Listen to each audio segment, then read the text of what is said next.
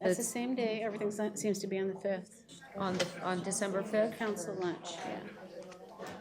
Council, where is it? I'll forward the email to you. Okay. Or print it out to you.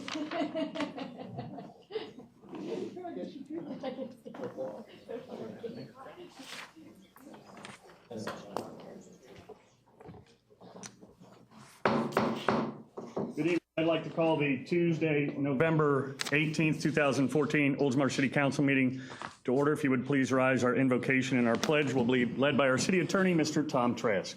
Our Heavenly Father, we come humbly before you in a time of sorrow. The death of Bill Antozzi burdens our hearts, a burden shared throughout the city of Oldsmar. We pray that you will comfort Jerry and welcome Bill into your heavenly kingdom. We are hopeful that your grace and love will be with the Antozzi family and those present here tonight who share in their pain and loss. This we pray. Amen. Amen. I pledge allegiance to the flag of the United States of America and to the republic for which it stands, one nation, under God, indivisible, with liberty and justice for all. Thank you, and once again, welcome. If I look windblown, it's because I went from wearing a hairnet this morning, filming our mayor's message with the mayor of Safety Harbor to visit St. Pete Clearwater in downtown Clearwater, where the wind was blowing rather briskly. So, but again, once again, welcome. Our first item on tonight's agenda is our Citizens Open Forum. This gives you a chance to address the City Council. We only have a couple of rules, that you keep it to no more than 5 minutes, that you state your name and address clearly for the record, and that if it is a public hearing item, that you do not speak at this time. You wait until such time as we do the public hearing and you can speak then. Having asked that, anybody on this side of the room like to address the council? This side. Yep, Loretta.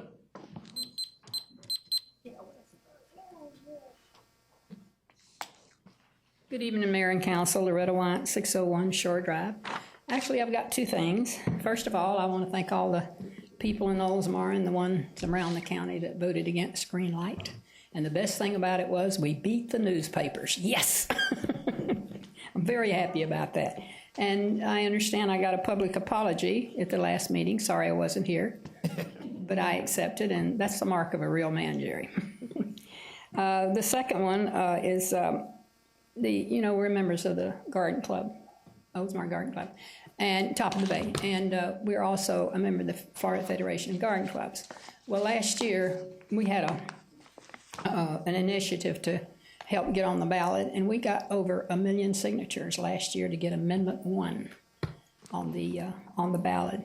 It passed the ballot language, and of course the rest of it, you know what happened. But we're kind of excited about it, and I just wanted to read you, you might have read it already, but just read you this little bit that said, the measure created the largest state-based conservation initiative in U.S. history. So we made history Tuesday, and it was due mostly to the garden clubs around the state of Florida, Florida Federation Garden Clubs. So there, and to Doug, to the gentleman that asked you about what we do, that's what we do. We make history. Thank you. Thanks. Thank you. Anybody else on that side of the room or in the room in general? Yep. Thank you. Curtis Piper, 3160 Phoenix Avenue. Just came today. I know some of you are aware of the situation about Canal Park and the rental that is causing Oldsmar Little League. And, I'm here as for my son, not here because of the board or anything like that. But we are unable to do some stuff because of the way the rental is set up. And I just asked the council look into the rental. See if there is, how it's set up, the policy is set up. Does it justify maybe looking into like a deposit or some kind of a payment up front so that people that rent the park use it on the days and weekends that they've requested it? So I'm just opening that up and asking you to check into it. I know we spoke about it. You and I spoke yesterday, and I think I'm not clear on the procedures, but we definitely need to understand the procedure that happens when reserving, whether it's you guys or USSSA or anybody, and what the procedure is about doing that. I know you've had conversations with other council members, but we definitely need to have an understanding of that so we can better manage the process that we have out there. Okay, I'm going to meet Mr. Reeves tomorrow morning, just kind of see what the process is and go from there and see what we can do to move forward. Perfect. Okay? Yep. Thank you. Thank you. Anybody else in the audience? Seeing no one, we'll close the citizens' open forum. The mayor's minute. Thank you, Tom, for the beautiful words about Bill Antozzi. I walked into the Historical Society tonight, and to see that empty chair is a true empty space in our hearts. And, you know, our thoughts and prayers go out to the Antozzi family for sure. And there were some things written, but I'll give you some of the information about what's coming up for those that are interested. The family will be receiving friends from 6 to 8 p.m. tomorrow night, Wednesday, November 19th, at the Halloway Funeral Home, 112 Bayview Boulevard in Oldsmar. And then a memorial service will be held at 1 p.m. on Thursday, November 20th, at Community United Methodist Church of Oldsmar at 207 Buckingham Avenue East, across from the library. So if you're looking for information or you missed it, you can probably call the city clerk's office and they can direct you, or we'll definitely want to see you out there. And hopefully it's a big crowd, and he will definitely be missed. I think somebody wrote just a glow that he brought into a room. For such a big man, he had such a huge heart, and will be greatly missed. A recap of Veterans Day ceremony, Tuesday, November 11th at 11 a.m. It was, I gotta say that it was probably the best that I have been a part of, and I heard from others that were there that was just well done and well formulated, and the kids and the adults and everybody, it just really had a really neat vibe and message to it. And if you were not there, Largo firefighter and opera singer Nolan Marshall performed the national anthem, and that was absolutely incredible. Our guest speaker, Congressman Gus Bilirakis, our keynote speaker, Carol Malone, Hope for the Warriors, some inspiring messages that came from those that have come back and how they have benefited from Hope for Warriors, and that, you know, it took them out of a bed into a wheelchair and into running triathlons. So, I mean, we do got to remember our veterans, not only on Veterans Day, but also every day, because they deal with it every day. And obviously we did the roll call to honor the newly engraved out there. I just came from Visit St. Pete Clearwater's annual marketing meeting downtown Clearwater.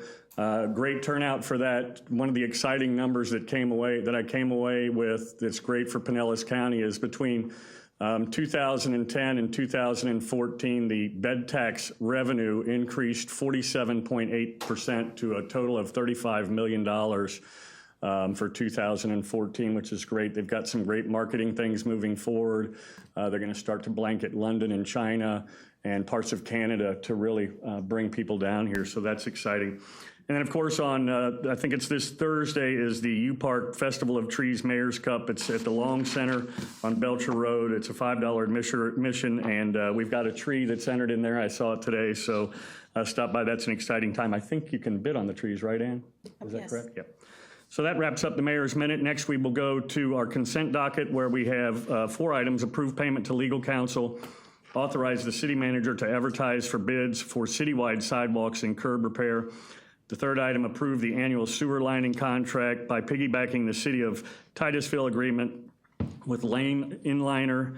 And the fourth is approve the purchase of the fire rescue replacement vehicle under the Florida Sheriff's Association contract. Does anybody wish to pull anything? If not, I need a motion. So moved. Second? Second. Motion and a second. Are we doing this again this week? Motion and a second. All in favor? Aye. Aye. Passes 5-0. Thank you. Next is the City of Oldsmar. First item is the presentation of the Employee Service Award, and that's going to be by our city manager, Mr. Bruce Haddock. Thank you, Mayor. I'm sure noticed in the agenda packet that there were 2 awards scheduled for this evening. However, Renee Neiman could not be present this evening, so we'll proceed with the other award. I'm very happy this evening to present 10-year service award to Kenny Cerrone. Kenny?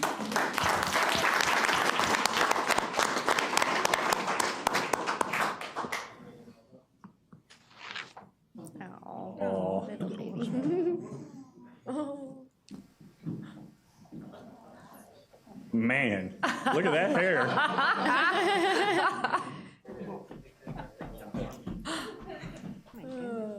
That's great. Oh, Welcome, Kenny. And why don't you introduce your family this evening? All right, starting with my lovely wife, Leah, my oldest, Maya, Kylie, Lila, and Malachi. We're glad that y'all came this evening. And now, the little one, he's not that old, is he? No, 3 months. Yeah. He looks a little bit like you. He's got more hair than you've got. But well, this evening, I'm very happy to present this 10-year service award in recognition of your service to the City of Oldsmar from 2004 to 2014. There's a check that goes along with it. So who's going to hold those? Oh, wonderful. Good job. And as everybody can tell this because you're in uniform tonight, I don't know if you're on duty or you just put on your uniform to come to the meeting. No, I'm actually off duty. Okay. Well, I didn't know, so that's why I asked the question, but they can all tell that you work for fire rescue, I think. So, Yes. you know, we got that part covered.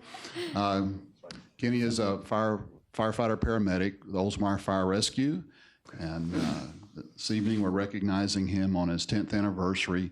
So now you've got 1 decade completed, and I don't know if it seemed like it went fast or did it take 10 years? No, it went pretty quick. Okay. So it's always a privilege and an honor that we can recognize our employees on an important milestone like your 10th anniversary. So I'm happy that we can offer our congratulations and just tell you we appreciate the work that you do and making Oldsmar a better community. And we're happy that we could recognize you on this important 10th anniversary. Congratulations. Thank you.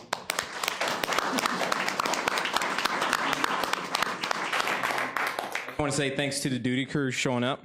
My crew, Tom's here, Chris couldn't make it, and my actually lieutenant's sick also, so he's about to retire in January too. So, and actually Tom's going to be my new lieutenant, so it's going to be good. I want to say thanks to the former chief for hiring me. I know it was a big process, but.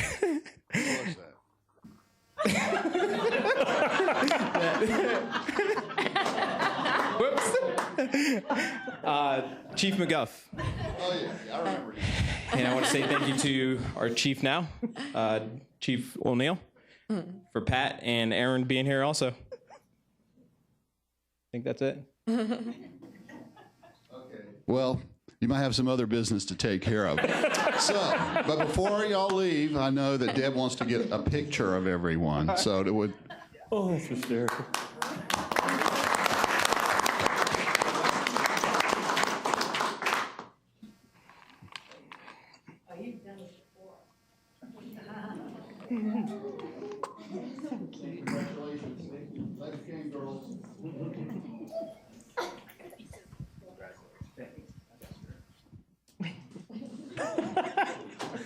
I like that kid already.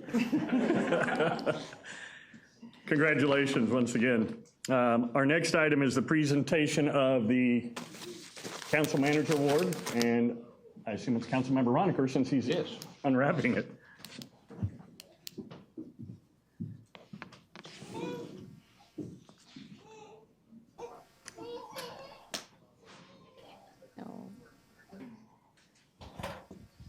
Kenny, again, congratulations on 10 years, buddy. I hope you get 10 more. God bless you and your family. Good evening. This is a real honor for me. Many people probably don't know that at 12 o'clock tonight, I have resigned my council seat for a failed run at county commission. Unfortunately, I didn't win. I was supposed to be, my expectations were to get sworn in tonight, but that didn't happen. But that's okay. The sun is definitely going to rise again tomorrow. So we'll have no hard feelings with that. But this is an honor for me because it's actually an honor for everybody in the council to pick this award. It's for somebody that's done something here in the community special, not only to us, but the community. And this individual that I chose has no idea that I've chosen them. And when I thought about it, it was really a no-brainer. I mean, I've been in office for 11 years, and for 11 years, this person has always had my back. And I'd like to call Jerry Beaverland to come down.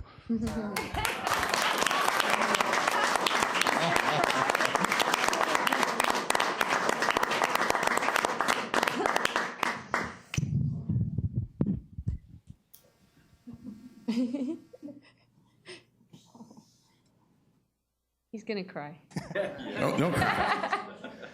No.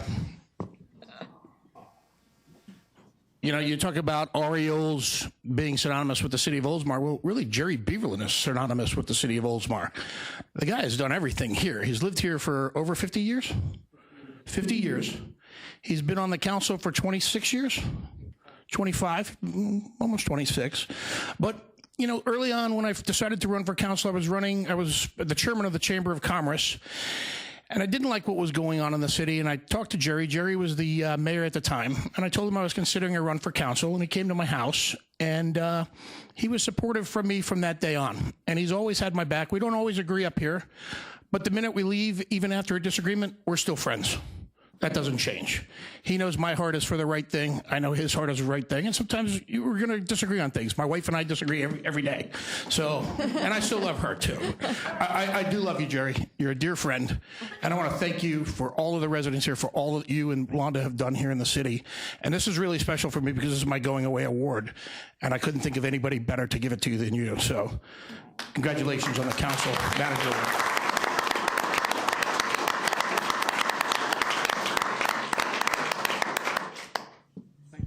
You're welcome. I think they want to take our picture. Hold it up, Jerry. You always tell everybody else to hold it up.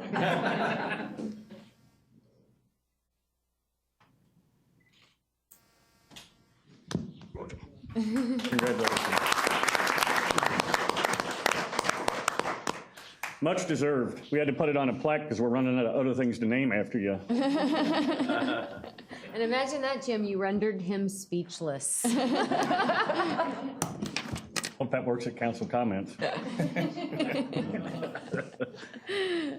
Our next item under the City of Oldsmar is presentation of the traffic signal study for Tampa Road and Bay Arbor Boulevard / Emerald Bay, Cardinal TBE, I believe Susan Joel. Come to Lisa. I think I'm going to have to move to Oldsmar. It's very touching.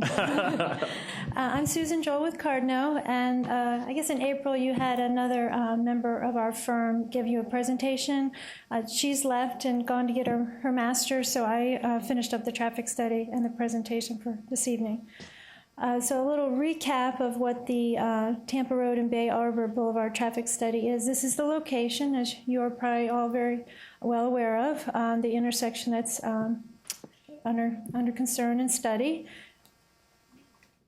From the last meeting in April, the goal was to, 3 items, to review the traffic volumes from the original study in 2006 and compare those with the current study, conduct a signal warrant analysis, and to evaluate intersection improvements at this location.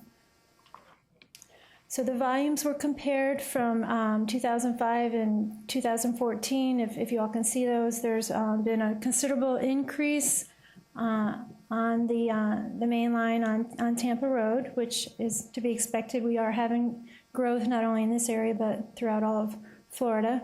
And then you can see some of the turning volumes coming out of Bay Arbor. Actually, sometimes you can see there's a higher volume overall, but as the left turns most likely are reduced because it's getting more dangerous with higher volumes on Tampa Road, so people are going to make a right turn and U-turn oftentimes even when they don't have to, just because they want to be safer.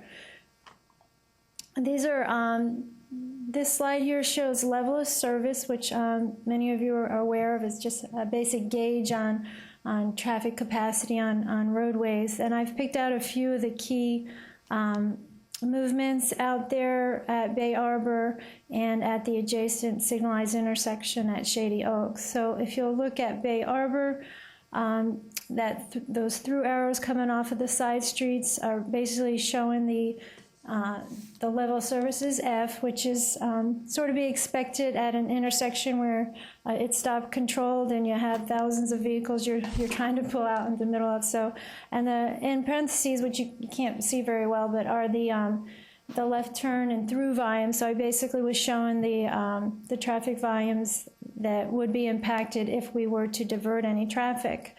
And then we're showing the two are AM and PM. That's how they're divided by AM and PM. As traffic engineers, we typically study the worst times, and they're typically the AM and PM peaks. And then you can see the, at Shady Oaks, the westbound left turn, we have an A in the morning for that left turn and an F in the evening. And then the left turn westbound at Bay Arbor is an F and a D. So we did conduct a signal warrant analysis. There's really only 2 warrants that are applicable for this location. The main one is called Warrant 1, which is basically an 8-hour volume warrant. And basically you have to meet a certain volume criteria over 8 hours of the day to meet the warrant. And oftentimes, even if we meet the warrant, we don't get a signal because DOT's goal is typically to try to do something other than a signal, because as I was telling Lisa earlier, we all know we typically want to stay away from signals because that's where the delay occurs. So I just wanted to explain that a little bit to you. So there's 2 conditions for Warrant 1 that you could possibly meet. And condition A, there are certain volumes and on the main line and on the side street and out there at Bay Arbor, based on the traffic volumes that were conducted in 2014, the volumes on Tampa Road do surpass the minimum criteria for the main line for all 8 hours, because we have thousands of vehicles out there and you only need 420 during each of the 8 hours, and so we can easily meet that criteria. On the Bay Arbor side street, we look at either the northbound or southbound. We look at either one, whichever one's higher. You need more than 105 per hour over 8 hours, and we don't have that out there. So that's the first condition that's not met. Condition B is similar, except the volumes are different. You have to have 630 on the main line, which once again, we meet that for all 8 hours. And on the side street of Bay Arbor, you have to have a minimum of 53, and we actually don't have 53 based on using the lefts and the throughs. We typically do not include right turns as part of our analysis. If we added the right turns in, we'd be over the 53 most likely for several hours of the day, but we typically don't add the right turns in because the rights can typically turn in their own lane and they don't have the excessive delay that the lefts and the throughs do. So when we do these studies, the DOT doesn't let us keep the rights in unless it's a situation where there's such a high volume that the rights can't even ever get out, okay? So I just wanted to make that clear. So Warrant 1 is not met. It's actually, I don't think it's met for any of the hours, believe it or not. Okay, so Warrant 7 is crash is based on crashes is one of the criteria, but actually there's 3 criteria, and on this one it's not an or, it's an and. There's 3 criteria. The first one is that that if there's a high number of crashes, that you've tried to already do something to eliminate those crashes, and as of right now, it doesn't appear that any improvements have been done. The second one, condition B, is that you have had 5 or more crashes during a 12-month consecutive period that could be alleviated with a traffic signal. So it doesn't mean every crash that occurs out there, like a rear end, but it would mean like an angle where somebody coming out of Bay Arbor gets struck by somebody on Tampa Road. So we actually have had 5 during March 2013 and March 2014. Then I looked at the crash data before that. There was actually 3 the year before that, and I think maybe 2 the year before that. So we have seen an increase in the angle crashes, which of course are typically the more severe, higher injuries involved than maybe a rear end crash. So that aspect of the 3 criteria is actually met. And then the third one is a volume criteria. It's basically 80% of the numbers that we just went over on the other one. And that is still not met. So this warrant is also not met. And there are several other warrants, but having worked with the DOT for years, I know that these would be the only 2 that they would even consider. Okay, so with that said, we wanted to show some potential improvements out there. There aren't really a lot of options we can do in situations like this, unfortunately. We can't put a roundabout out there. We can't put the signal because it's not going to meet warrant, but we can put what's called a directional median opening, which there's already quite a few of these along Tampa Road and along many of our major high-volume corridors. So this is what it would look like if we put a directional median opening in there, and basically that would reduce your angle crashes, and of course the side street folks that want to make a left or through would have to make a right and a U-turn at the next median opening or signal. And yes, as the gentleman said, a lot of people that care about their safety are already doing this, and then we have the folks out there, I saw some of them that take their chances. So this shows you that what the impacts would be to the adjacent intersections with the U-turn. So that at Shady Oaks, with the left turns out there now, that volume would be, in the AM would be 83 for what's out there now, plus what would be diverted, making a left and a U-turn. We add all those together. And then in the PM, there would be about 111, which this is a significant volume, especially since there is not a left turn signal there. And then the impacts aren't as severe to the east at the existing directional median opening that accesses the shops there. We'd be adding 8 or 9, and I think there's only probably a total of about 20 during those peaks. But the concern is really the ones that would be U-turning at the Shady Oaks signal. So this is a picture of what the traffic signal looks like now at Shady Oaks, and to the right, I'm showing if we were able to get approved for a left turn signal, I would actually recommend, maybe some of you are familiar with the new flashing yellow one that the DOT is starting to use. And what's great about the flashing yellow arrow is that you're able to turn on in a protected phase, a safer phase, maybe during your peak times of the day, like AM or PM at that intersection. And then when there's plenty of gaps in the rest of the day, you could just have that flashing yellow on and you could turn. So that's probably what I would recommend if the DOT was able to move forward with this. And that the level of service for that movement would go from an F to a C, because right now everybody has to wait till the end of that phase, or they take a chance and dart out there. And as you probably all know, there's a longer time period for you to make a U-turn than there is to a left turn. So now we're going to have these additional 50 U-turns, which is a much longer time period because you got to cross all those lanes, and you have to slow down to make the turn. So this is definitely something we need to be considering.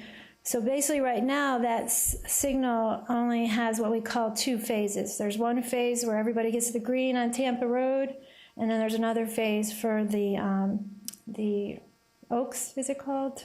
Shady Oaks. Shady Oaks. Okay. All right, so then the final analysis we did was to look at the left turn lanes, if we were to divert the traffic, if they would be long enough. And based on the DOT standards of deceleration, you need a minimum of 185 feet. That doesn't include the cars that are stacked there that you need to stack there, but you at least need 185 feet to slow down at going 45 miles per hour. So fortunately, both of those locations, we already meet that minimum.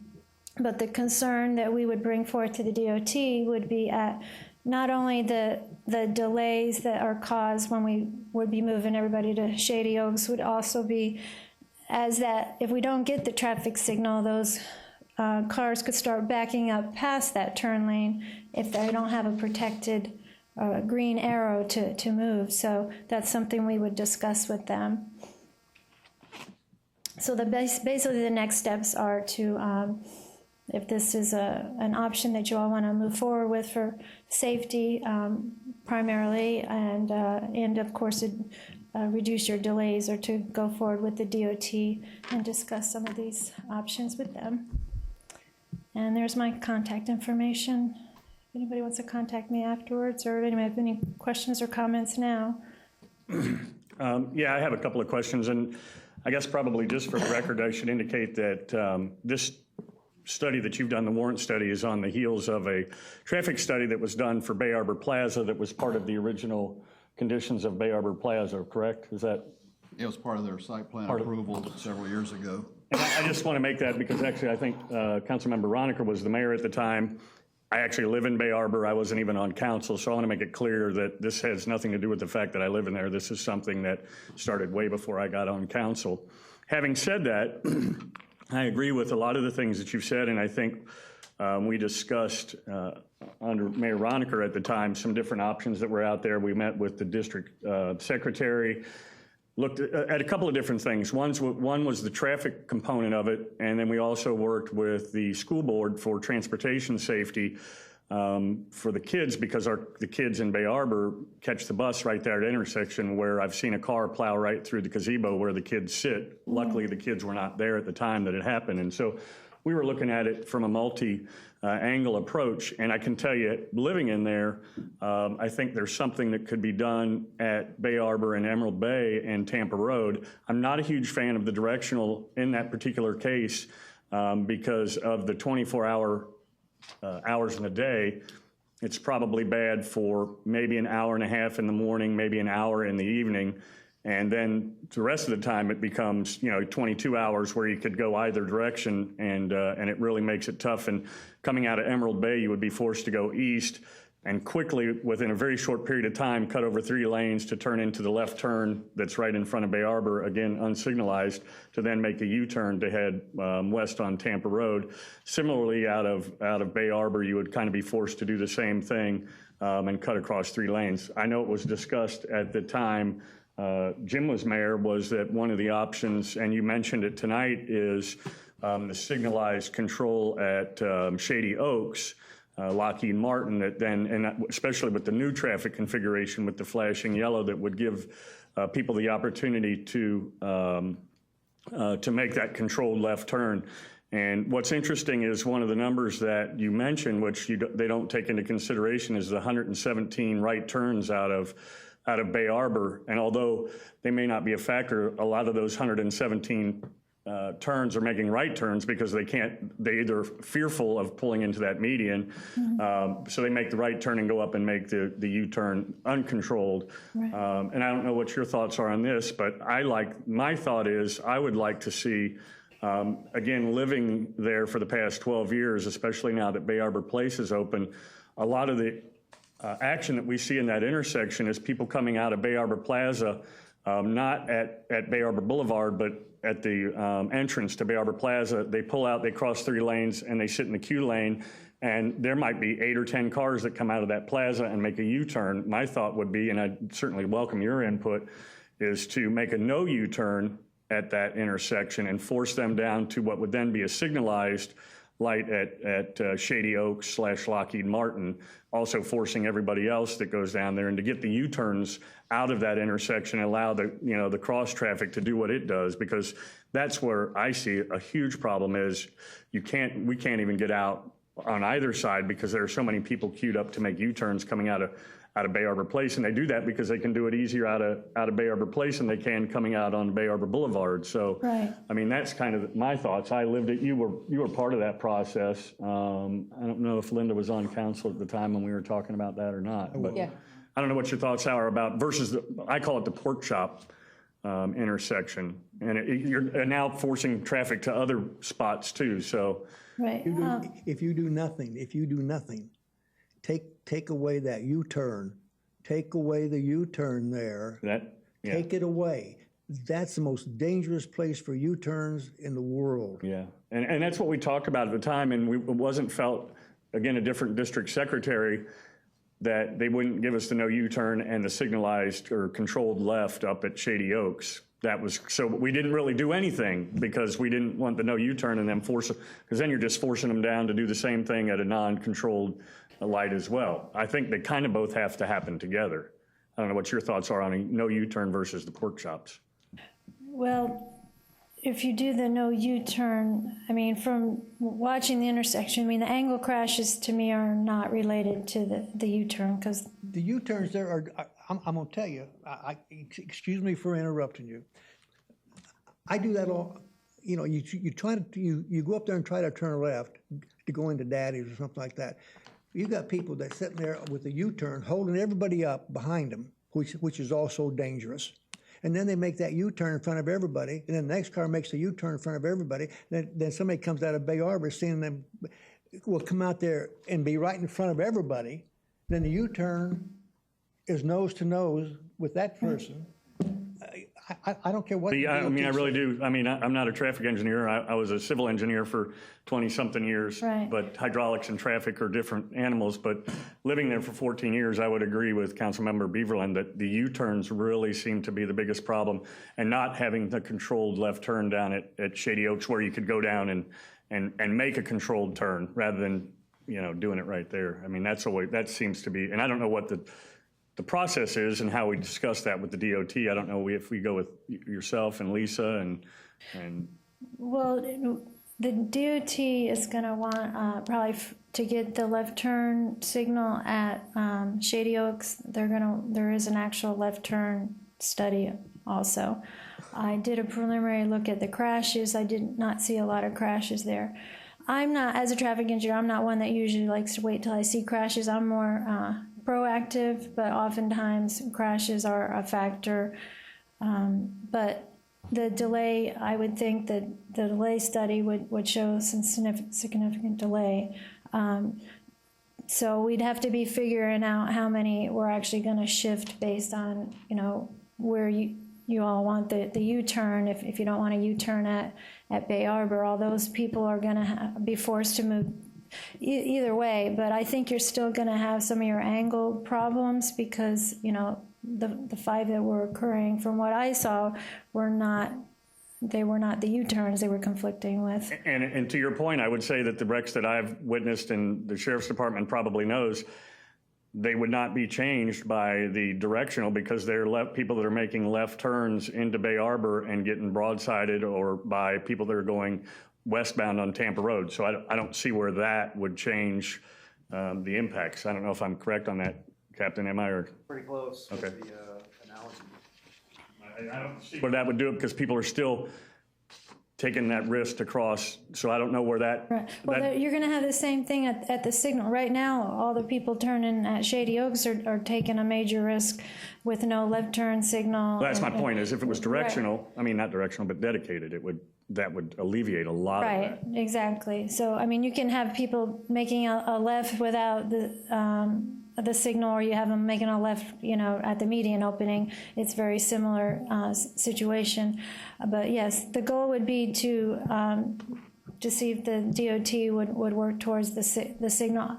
I don't see me personally don't see a big problem, given right now it's just like I said, the 2-phase signal. Oftentimes, if you already have a lot more phases going on, it's much more difficult to add another phase to create delay to the throughs. The goal is often they're trying to get all that thousands of through vehicles through, and then the minor movements, which are the side streets or the lefts, have to sit there for several minutes. But in this case, since we only have what's called a 2-phase signal, it may be able to move forward with it. So, and I don't think it would hurt for somebody from Oldsmar going with us. I'll be glad to go. If you make at Shady Oaks that U-turn signal with the yellow lights or whatever, that'd be great. And take away the U-turn there at Bay Arbor and Bay Arbor, you'd solve a huge amount of problems. I really think it would. Do you recall, Jim, why we had such opposition to changing that to a dedicated? It was prior to this. I'll tell you this: I didn't add the U-turn volumes to that. As you already saw, it was 111. That would be with the lefts that wouldn't be restricted now and having to make a U-turn. So if we add the U-turns also, we could end up having a problem with not having enough storage. What does that mean, storage? On the queue for like Shady Oaks? The turn lane, and then you may, then you would be impacting your Bay Arbor turn lane into this the housing division. Now, Susan, did I hear you correct? Because I wanted to hear what the mayor had to say, because the mayor lives there and he lives it every day, probably 10 times a day. But when I read through it, I agreed as well with some of the council that the left turn, dedicated turn lane at Shady Oaks is a good idea. Did you say that a whole new study has to be done just for us to be able to move forward on that? No, the DOT is, their criteria that they would be looking at for the left turn would probably be crash data and doing a left turn analysis. The left turn analysis is not significant as So it wouldn't be another 2 years before we could get something a like left this turn done. analysis, we could go do a delay study tomorrow. You just basically have to study the delays that are right now occurring for those left turns out there. We could also do a delay what's occurring at Bay Arbor too, and specifically look at your U-turns. But we'd want to be considering, you know, the restriction there, the impacts of adding all those U-turns if they're that high, down to Shady Oaks too. And I think to our advantage, as you indicated, that the queue lengths on both the Bay Arbor eastbound and westbound and Shady Oaks westbound are fairly large, you know, so I don't know what the queue length is, 8, 10, 12 cars, something like that. I don't know exactly how many it is, but so what do we do now? You put next to the last slide back up there where you had 3 or 4 points on what possibly might happen in the future. And the first one was modifying the intersection, which in this, as y'all were discussing it, I didn't hear anyone advocating that. So would I be correct in assuming that you're not interested in pursuing a median access change, well, other than establishing no U-turns at the intersection of Tampa Road, Bay Arbor Boulevard, and Emerald Bay? But that is actually an access change, because you can't. It would be. You can't just put a sign up. What's going to happen, because trying to change drivers' behavior when they're used to turning there, it's much more difficult to go backwards than it is to add it. So I could see the DOT having a problem with that. I mean, not only can you not just put the left turn lane, but even if we tried to modify that, it's going to be difficult. But I mean, it's something that we could discuss with them. Well, you had that. I agree with you. If we can't get a U-turn, a no U-turn there, then that would be the next thing, I guess. The picture. Okay, you want to see that one there? Wait, That's how it would look. That's called a directional median that's the one opening. you're talking about? Yeah. That's the one where I didn't hear anyone advocating that, Well, so. I mean, personally, I think it would be safer, but I agree with you that during most of the day, you'd be able to cross, you know, without it. But it's the same issue that we have with Commerce. We're closing it because someone trying to cross 3 lanes of traffic in an open area is dangerous. I think this is equally as dangerous as Commerce, not having a median there. But I agree with, you know, the use case that there would be lots of hours throughout the day where someone could cross safely and wouldn't have the ability to. Well, and part of the problem was the accidents, and as I alluded to, that car that the arrow is pointing at, he's the one that's going to get clobbered, whether that's controlled access or the way it is now. That's where the biggest bulk of the accidents have happened, is left turn into Bay Arbor Boulevard and they get creamed from the westbound traffic. Well, Mayor, I'm a little confused with this. We got 1, 2, 3, 4 lanes. Okay, the car under the arrow. Turning into Bear. I wasn't trying to point at the car. But it just works out that way. Huh? Turning into Bay Arbor. She's just pointing at the directional opening. I was showing you that. Actually, somebody at work saw this and said, "There's no median out there." I said, "Well, we did a pretty good job then of showing you what it would look like." So, yeah, that's what it would look like. We stole one of those from another median. Bruce, that's why I didn't bring it up, because I didn't understand it. Yes, that's what it would look like, which is similar to the next intersection to the east. That's a typical direction median open, and that's, like I said, there's not many options. I really don't see the DOT doing something that's not more their standard. And yes, the problems are often typically during peak hours, because that's when you have all the major traffic volumes, and then the rest of the days, the hours, it's not as bad. But Well, if you close that up, is that an option? to close it completely, Yeah, not that design, but just. well, to close it completely, there's a lot of, I don't see the need to do that. I think you would want to leave the left turn access in. So if y'all can reach an agreement on what you would prefer regarding the median, we'll come back to the signal at Shady Oaks. Let's just focus on the median.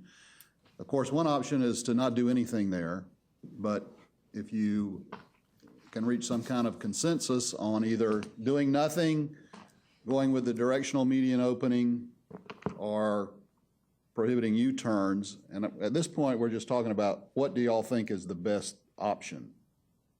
Is the Or turn? maybe there's something else. Well, I honestly wouldn't recommend, I would do this with the left turn signal. That's the goal. I wouldn't try to create another problem just down Gonna the get road. Okay. Is the left turn lane turning left into Shady Oaks, is it long enough to accommodate all these cars that say Got a pretty wouldn't big be queue. able to turn here? Is it long enough for all those cars that are going to be pulling out of Bay Arbor to cross 3 lanes of traffic without blocking the 3 lanes on Tampa Road? Maybe 8 cars, 10 cars? See, that would be my We concern think that too. it is. You think We so? think that it is. Okay. Well, I'm for You know, that. let me ask, can I ask a question? You indicated from March of 2013 to March of 2014, I think, there was 5 accidents, 5 angle crashes. 5 right angle crashes, right? Is there a certain point where they get so many accidents in a 12-month period where it automatically warrants a signalization there? Or, I mean, if it gets to 10 in a 12-month period, is it the same as 5? Or if a fatality happens, is that a game changer? I mean, We typically look at 3 years worth of crash data because crashes don't occur every day in most places, but so you could have 1 year that could be a fluke that there was a lot of crashes for some reason. So we typically look at 3 years worth of data. So I saw an increase, 2, 3, 5. right.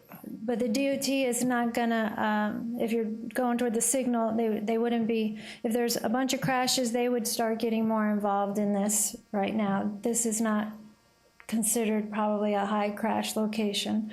Yeah. Compared to many. So if there were 10 angle crashes, and I saw that more than 1 year in a row, I would definitely see that there's a problem. If you continue to see them, I think they're probably going to continue based on my experience and with the volumes increasing out there. But 10 of them, you're starting to have a problem with 10 angle crashes. But I guess your question is, do you still have to meet those other, Oh, yes, all 3 of those. so even if you had Matter 15 what. crashes and you didn't have enough of the other stuff, it doesn't matter? Right, because you could have hardly anybody on the side street and 10 angle crashes, that it doesn't mean it warrants a signal there. But again, common sense just shows that there is an increase happening, That's the problem. Right, and as you saw those volumes early on, Right. they're considerably higher. We can go back to that one. Well, let me say this. He used the word common sense. In 1996, we tried to get a left-hand turn signal at Forest Lakes Boulevard and Tampa Road, going into Forest Lakes Boulevard, and they wouldn't give us a left turn signal. And we brought 2 people from DOT. Probably between now and then, maybe common sense has entered into somebody's head up there. You know what the man told me? Because I asked him, I said, what if there's a death there? Is that going to indicate to you that we need a left-hand turn signal there? He just looked at me blank. I said, well, what if there's 2 people killed there? I said, would you consider that? He said, probably not. Then I said, if it was one of my family killed there, I'll guarantee you'd consider it. So that answers Yeah, part I of mean, your question. it's frustrating. I've been working on this since I got elected in 2003, and we're no closer to fixing this intersection than we were then. Can we very frustrating. pursue the no U-turn option and the signal? Do they have to, I guess my question is, and I get your point about changing people's behavior, but maybe we start with the dedicated left turn at Shady Oaks, try and change people's behavior because the people that are making the U-turns are the people that are coming out of Bay Arbor Place that probably live within the area. Well, And then That's a good slowly- idea, and that's a good idea, because then a lot of the people that are making that U-turn will know now, now I can make a safer U-turn, and I should have the volumes. there. see the blue arrow with the U-turn? You can probably see it better than me. What are the numbers under that? By 8 and 18. those were the ones that were tracked during the AM and PM.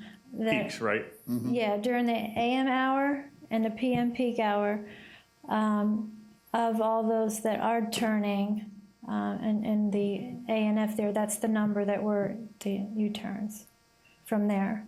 Yeah, but now in the AM, if you try to cross, make that left onto Shady Oaks to get into East Lake Oaks, you pretty much got to sit the whole entire queue for one car to make that, to Without it get being through, dead. and they're running on a yellow light to get across. Otherwise, I you know, never get across. I've watched it. That's what I'm saying. You would, this is more ammunition to get the left turn signal, of course, as if you do. Can we do that only as our first step? Can we just get the left turn signal for Shady Oaks? Well, we have to, they're probably going to ask for a study for the left turn delay and want to look at the crash data. So we could start with that. Like I said, I already did a preliminary look at the crash data, and I was surprised there weren't left turn crashes.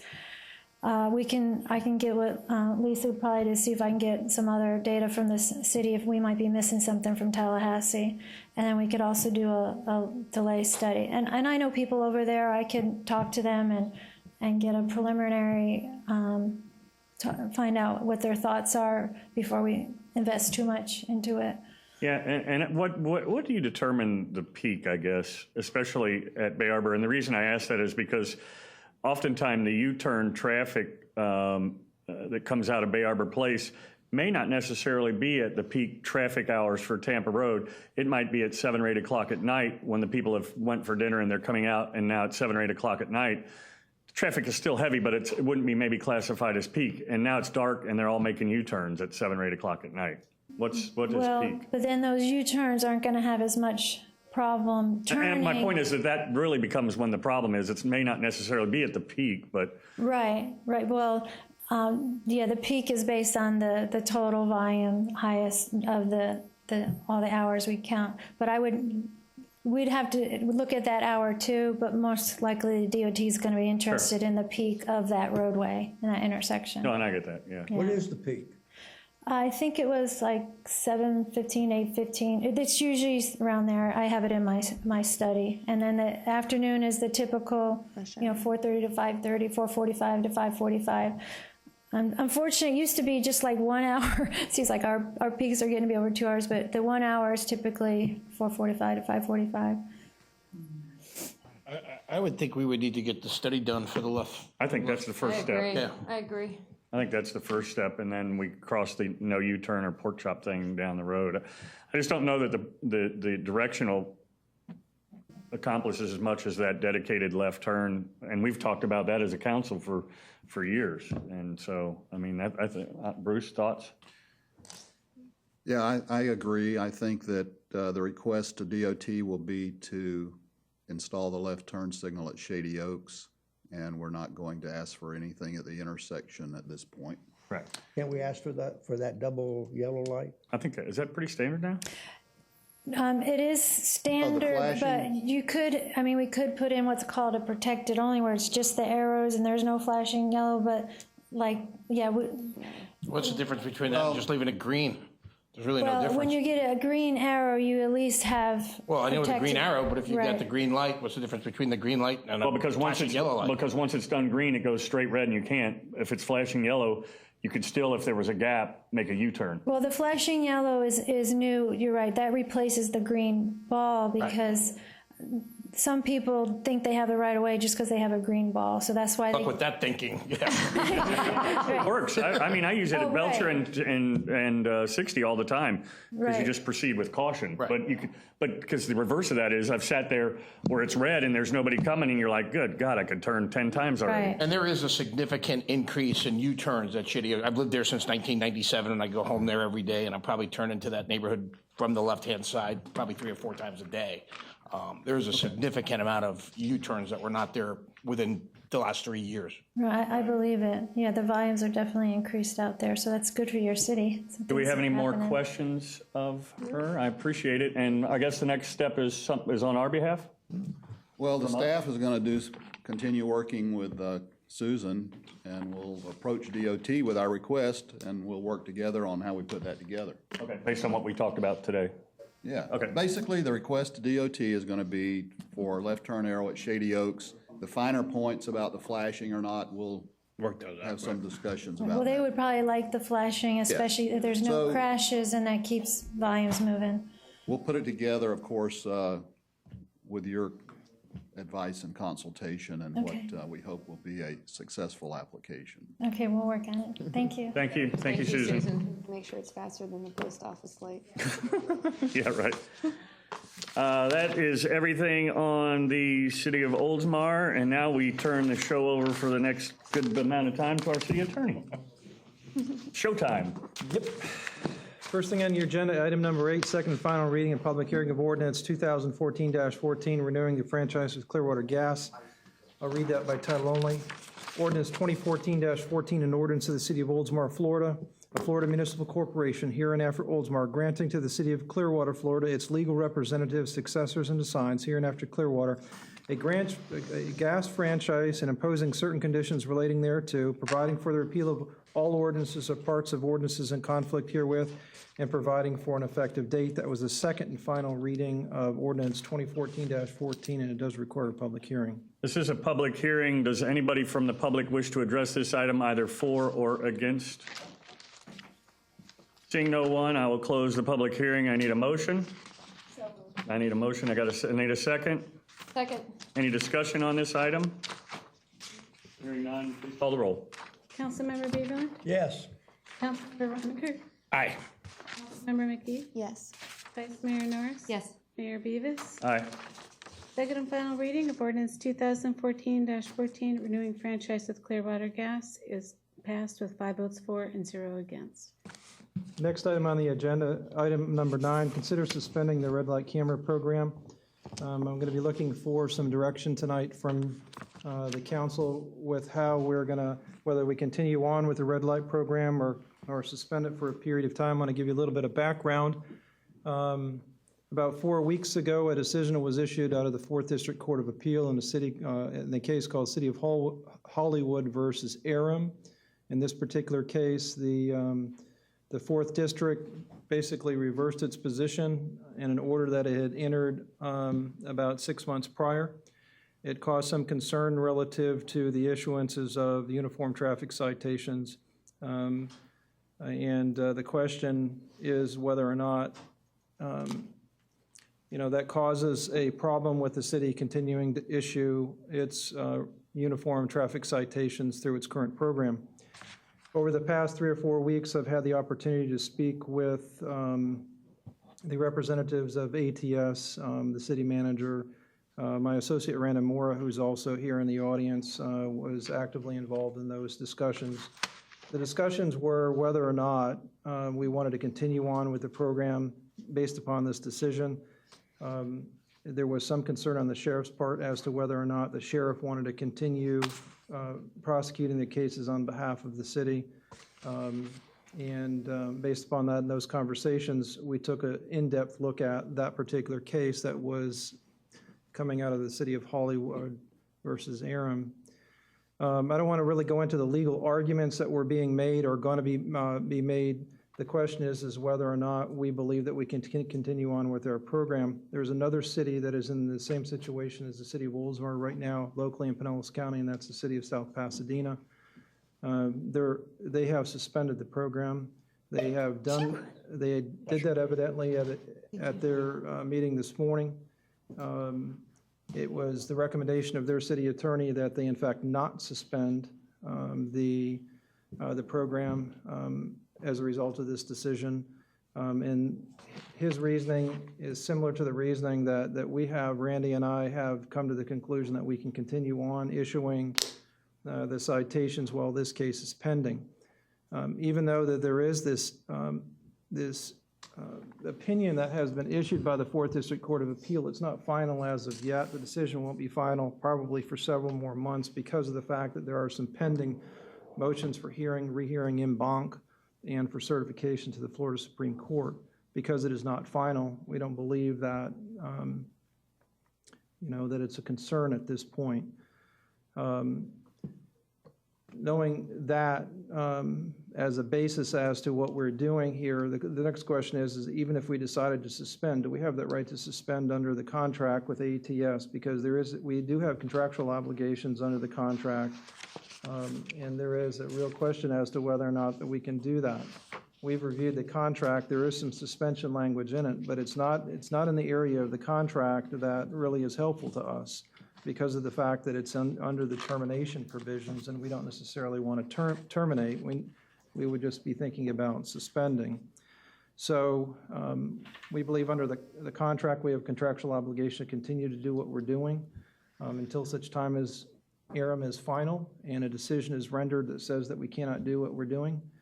We think that there is a good likelihood that the decision will be reversed based upon the factual situation that case involves.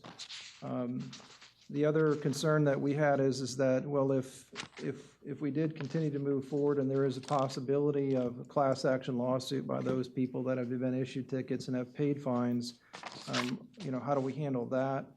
ATS has stepped forward, has issued a letter that basically says that they will pay for the defense of the city. There are some issues with regard to that, and that is that we would have to use a particular law firm. We would be able to control our own defense, but we would have to use a particular law firm to actually handle the defense of the case. I don't necessarily have a problem with that. It's a very high-profile firm that has a lot of resources, a lot more resources than our law firm would have in doing a class action lawsuit. And so I think that with that as an additional benefit, that we can continue on issuing the citations, move forward, and wait until we have that final decision in the ARM case. So tonight I'll be happy to answer any questions. Randy is here to answer questions too. I don't necessarily want to open it up to the public and because there are other attorneys here in the audience. This is the only opportunity that I have to speak to each one of you and the public under the Sunshine Law. And so I really don't want it to be a battle of, legal opinions and so forth, and because the Sheriff's Counsel is here and ATS's counsel is here as well. So if you could just give us some direction as to what you want to do, or if we need to answer questions, we'll be happy to do that. I have a question, but I'll default to others if they would like to ask. Jerry, Jim, Linda, Gabby? I've got a couple of questions. You got something? In the contract, or is the ATS allowed to terminate the contract with or without cause? The termination provisions provide that it can be terminated by mutual consent of both parties. It can be terminated for cause by either party if the other party fails to comply in a material way to performance obligations. For example, ATS could terminate it if we don't pay. We can terminate it if they shut their cameras off. The third and the only other reason is for legal reasons. And the way that reads is for legal reasons by either party in the event of the customer's use of the red light safety camera system is rendered unlawful pursuant to applicable state or federal law. And that has not happened yet. That has not happened yet. So we really couldn't terminate the contract at this time? That's right. Is your recommendation to suspend the contract? No, my recommendation is to continue on to do what we're doing. And if I could follow up, I'm sorry, go ahead. Because of the contractual obligations that we have in the contract? And because of the fact that I think that, based upon our review of the case, that it's factually different, and we think that, it's going to be overturned. I will also tell you that the Florida League of Cities and a number of other cities have filed a motion to have the court allow them to file amicus briefs. And I think that that's important too for the Florida League of Cities wants to get involved to protect the city's rights to continue on with these types of programs. And then my last question is, do you know how the city of St. Petersburg terminated their contract with ATS? They're all different contracts. I'm not sure. Oh, it's not the same contract? No, they are not the same contracts. My understanding is they paid $25,000 and the contract was terminated. Yeah, I don't know the facts about that, but you remember that we negotiated the ATS contract over 6-9 months. Right. And it was many versions of it until we finally got it the way we wanted it to read. Okay, so your recommendation is just to keep the status quo for right now? That's right. Okay. And if I could just ask a question on the heels of Councilmember Roniker's, that was the termination component of it. What is the suspension component of it? Because my concern is, either way, terminate or suspend, what's the exposure to the city and the taxpayers and, on ours? I know, having been involved with it from the beginning, that we definitely, as you just indicated, worked hard on the contract so that we did not get caught in some of the problems that other municipalities that were prior to us got caught in, where they were upside down and were forced to pay money back. We wanted to make sure that we eliminated those. But from the termination standpoint, does any of this fall into that criteria where we could even terminate? Suspend. The only place in the document, the contract, that it provides for suspension is in the termination paragraph. And that sentence reads, "The term of the agreement shall be suspended during any period in which the customer is not obligated to pay ATS, and such time period shall be added to the term of the agreement once it becomes lawful for the customer to issue citations." So it doesn't really tell us based upon the facts of what's going on right now. But in either event, it's whatever we suspend it for now, which is going to build it on the back end of the contract, is just going to move it. So if it's suspended now for 3 months, the contract is going to be 3 months longer. So I don't think that you need to do that at this point. Okay. Linda? I think that from reading through everything and then listening to Tom, I mean, we have a city attorney and a city attorney's firm for a reason. And if you guys feel that there's not a factual basis and you guys feel that they're going to, it's going to be ruled in favor and we're going to be okay. We voted as a council for these red light cameras. We voted as a council to do this. So suspending it because we're afraid of some lawsuit out there and it's your opinion that it might not even come down to that, I agree with you. I don't think we should suspend it. Gabby? If it isn't overturned, you said that ATS would pay for the city's defense. Will they also pay? Does that include any claims and settlement, or is it just the attorney's fees? It's the defense for class action lawsuits. So instead of you paying our law firm or some other law firm, they would pay Weiss Sirota to actually defend the city. We would be in control of the defense as to how things are going to be done and why they're done and that type of thing.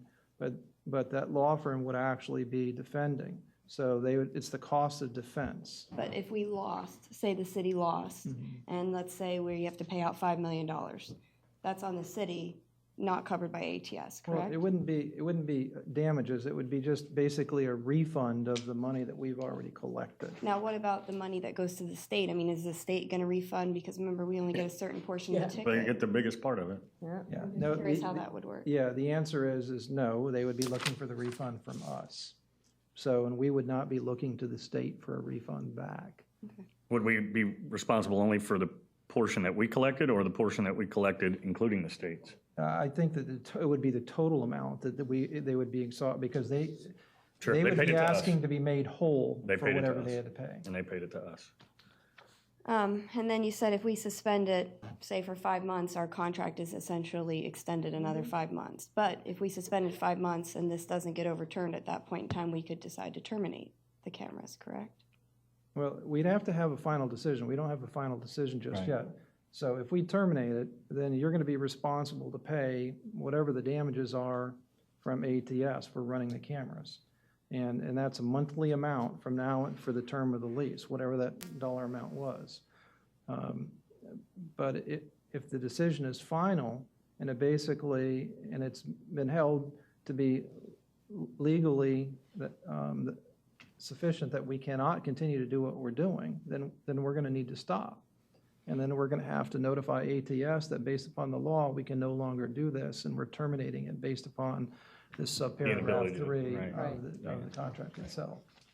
And then the last question I had was, you mentioned that there might have been some concerns from the deputies or from the sheriff's office around reviewing the photos and things of that nature. What was that in regards to? Is it the time to review them? I mean, is that an issue that we're having with our deputies? Or? No, it was more or less that you had a decision from a court, and it's saying that you can't give unfettered discretion to ATS to review the video to determine which ones are going to be passed on to the sheriff's office for the sheriff to sit back and wait to see whether 60 days is run and then issue a uniform traffic citation. So the sheriff is uncomfortable with the fact that a court is saying you're giving unfettered discretion to ATS to do this. The sheriff's office wants it to be done in such a way that there is no question about unfettered discretion. So that may mean that we modify our contract with ATS, that we give the sheriff the first shot at, looking at the video, and they make the determination whether it goes to the next move, and before the UTC is actually issued, have them review it again, and then have the sheriff's office make the determination on which ones the data information is going to go to the clerk of the court. So if they have involvement at each one of those steps, we think that it will probably solve that problem. And if this case is finalized and we may be able to overcome those things by modifying our contract and giving ATS certain parameters that will be successful, and then the sheriff will be doing a little bit different approach as to each one of the citations or each one of the red light violations, let's put it that way. And I guess to that point, as our contract sits now, if we decide to do nothing and continue with the contract as it is, will the sheriff's department continue to provide the service that it's doing currently? I think the answer to that question is yes. They're contractually obligated to do it. There may be some issues relative. They may have other suggestions to make it work a little bit better, and they may have suggestions as to how we modify the contract in the interim. But I don't think that that's necessary at this point. Well, I just want to make sure that we can continue to function as we have if the sheriff's department supports us in the current, and if we make changes to the contract down the road, is ATS acceptable to that? Well, the sheriff's department is involved in ours, right? The sheriff's department is involved. Absolutely. Sure, yeah. Absolutely. I just want to make sure they'll continue to review, otherwise it's a non-issue. We're doing it for nothing, so. Yeah. And what are you looking for from us tonight? Just a thumbs up for status quo, keeping status quo, that we're not going to suspend it based upon this. Do you need a motion for such? I would like that. Does somebody want to make a motion? We want to hear from the sheriff or from? Yeah, I mean, I personally would like to. Well, that's, I'm fine with, to be honest, I'm fine with moving forward with direction of council at this point. With a final judgment hasn't been made. He's telling, based on the contract that we have, that it's able to be worked. Was the sheriff suggesting we suspend? That was my understanding. Is that incorrect? no, the sheriff wants to have the situation be resolved, I think. But until the decision is actually rendered, I don't understand why it would make a difference one way or the other. Okay. So We would be making an action on something that hasn't been ratified yet. that's correct. It hasn't been finalized. But you did say the city of Pasadena agreed to suspend, right? They did, the week before last, agree to suspend. Their attorney, rethought his direction, went back to them, recommended them, I think it was today, that they reinstitute the program, and they decided that they were going to continue on the suspension. So say that again? So the attorney did go back after reviewing and say that they could continue with the program as it was? So. Right, and I spoke to Mr. Ottinger, the attorney, and that's what he represented to me last week, that he was going to go back to them. I guess it was today. I knew it was coming up this week. I didn't know what a day it was, but he was going to recommend to them that they continue issuance of the citations. And for our purposes, our contract may or may not be the same as theirs. And is it my understanding that there was some discussion at one point that we might want to look at suspension, but there has been subsequent action since this that has showed that maybe we don't want to do that at this point? Is that That's right. what you're telling us? Yeah, there has been a motion that's been filed. There have been some briefs that have been filed. And I think that in that interim, the last 4 or 5 days with those briefs and that other information, that has just given us a better level of comfort in giving you our opinion to move forward and continue to issue the citations. And I don't want to put words in your mouth for another attorney, but is that something similar that may have changed the South Pasadena attorney's indication as to why they should continue? Oh, I know that's the reason. Okay, I'm not asking you to. Yeah. Despite whether that it gets overturned or not, I mean, do we feel like they're changing the behavior in the way that we want them to? I mean, the city of St. Petersburg recently pulled out of their contract. The city of Pasadena suspended it. I mean, besides this particular trial, I think it brings up the overall issue of, do we want to, consider keeping the red light cameras going forward, or? Yeah, well, that's a different issue. I think that's I know we're issue for talking tonight. contractual and everything, but I mean, we're on the subject right now, and I know we've had a lot of residents that brought up concerns and business owners of, that it's that there's people that are slamming on their brakes for fear of getting a ticket, and then they're causing other accidents. And I mean, I don't want to open a can of worms, but I mean, while we're on the subject. I think the cameras have worked. I think you've seen trends that are going down with the the ticketing. So it's showing that the behaviors of the drivers have drastically My changed. behavior has changed drastically. Mine has too. I mean, I know when I'm coming down to that light at Forest Lakes and Tampa Road, that thing turns yellow, I'm not going another foot. The problem is I don't know where they are, so I don't know, I just don't do it at all. I think there's isolated incidences where that occurs, but overall, I mean, I see it every single day, because I go through those lights almost every day, because I travel in my car all day for a But we living. live here. I'm thinking also non-residents. Sure. I mean, with the changing in the driving, eventually, it's not going to make any money. It's going to be insolvent anyway. Eventually, they're going to have to take, it'll have to Right, terminate. eventually we'll have to, but for now. And is that something that, if it got to that point, that is one of the terms of the contract that would say, okay, the city and ATS has said, okay, this is silly, let's both agree that we'll go ahead and remove the cameras. It's costing us money, we're not making revenue, it's costing the city. I mean, is that something that we could have down the road? And the next part of that question is, when does this contract expire? It's 2017, I Yeah, think. it's several more years. And we can't do the cameras, right? We have to move it to a new location because we already know we're losing money at St. Pete Drive. And But we don't lose anything. The city never I loses mean, but anything. we haven't even talked about moving that camera since that last conversation, right? Where we I don't think they want to move it. Yes, that's probably a topic that we could have at a different discussion and involve ATS in that, which is something we might want to do depending on the action we take tonight. But tonight, I think we're looking for action on this particular issue. As long as the sheriff's department is still willing to be involved in this, then I'm okay with it. I need a motion. I'll from make the someone. motion to keep it as status quo until the resolution of the said suit in Hollywood. I have a motion. Do I have a second? Second. Motion and a second. Any other discussion on the item? To your point, I think maybe we do schedule something down the road to figure out how we move forward with the current contract we have, and maybe we'll get some input from the sheriff's legal side as to how we might be able to better massage our current contract. Well, they don't want to give any direction at this point. Okay. We have talked to their attorney, and At such a point is appropriate. yeah, the direction is going to be coming from ATS, basically saying this is how we think that we can fix the situation. Okay. And then you'll make the decision, or we'll make the decision as to, what needs to be done.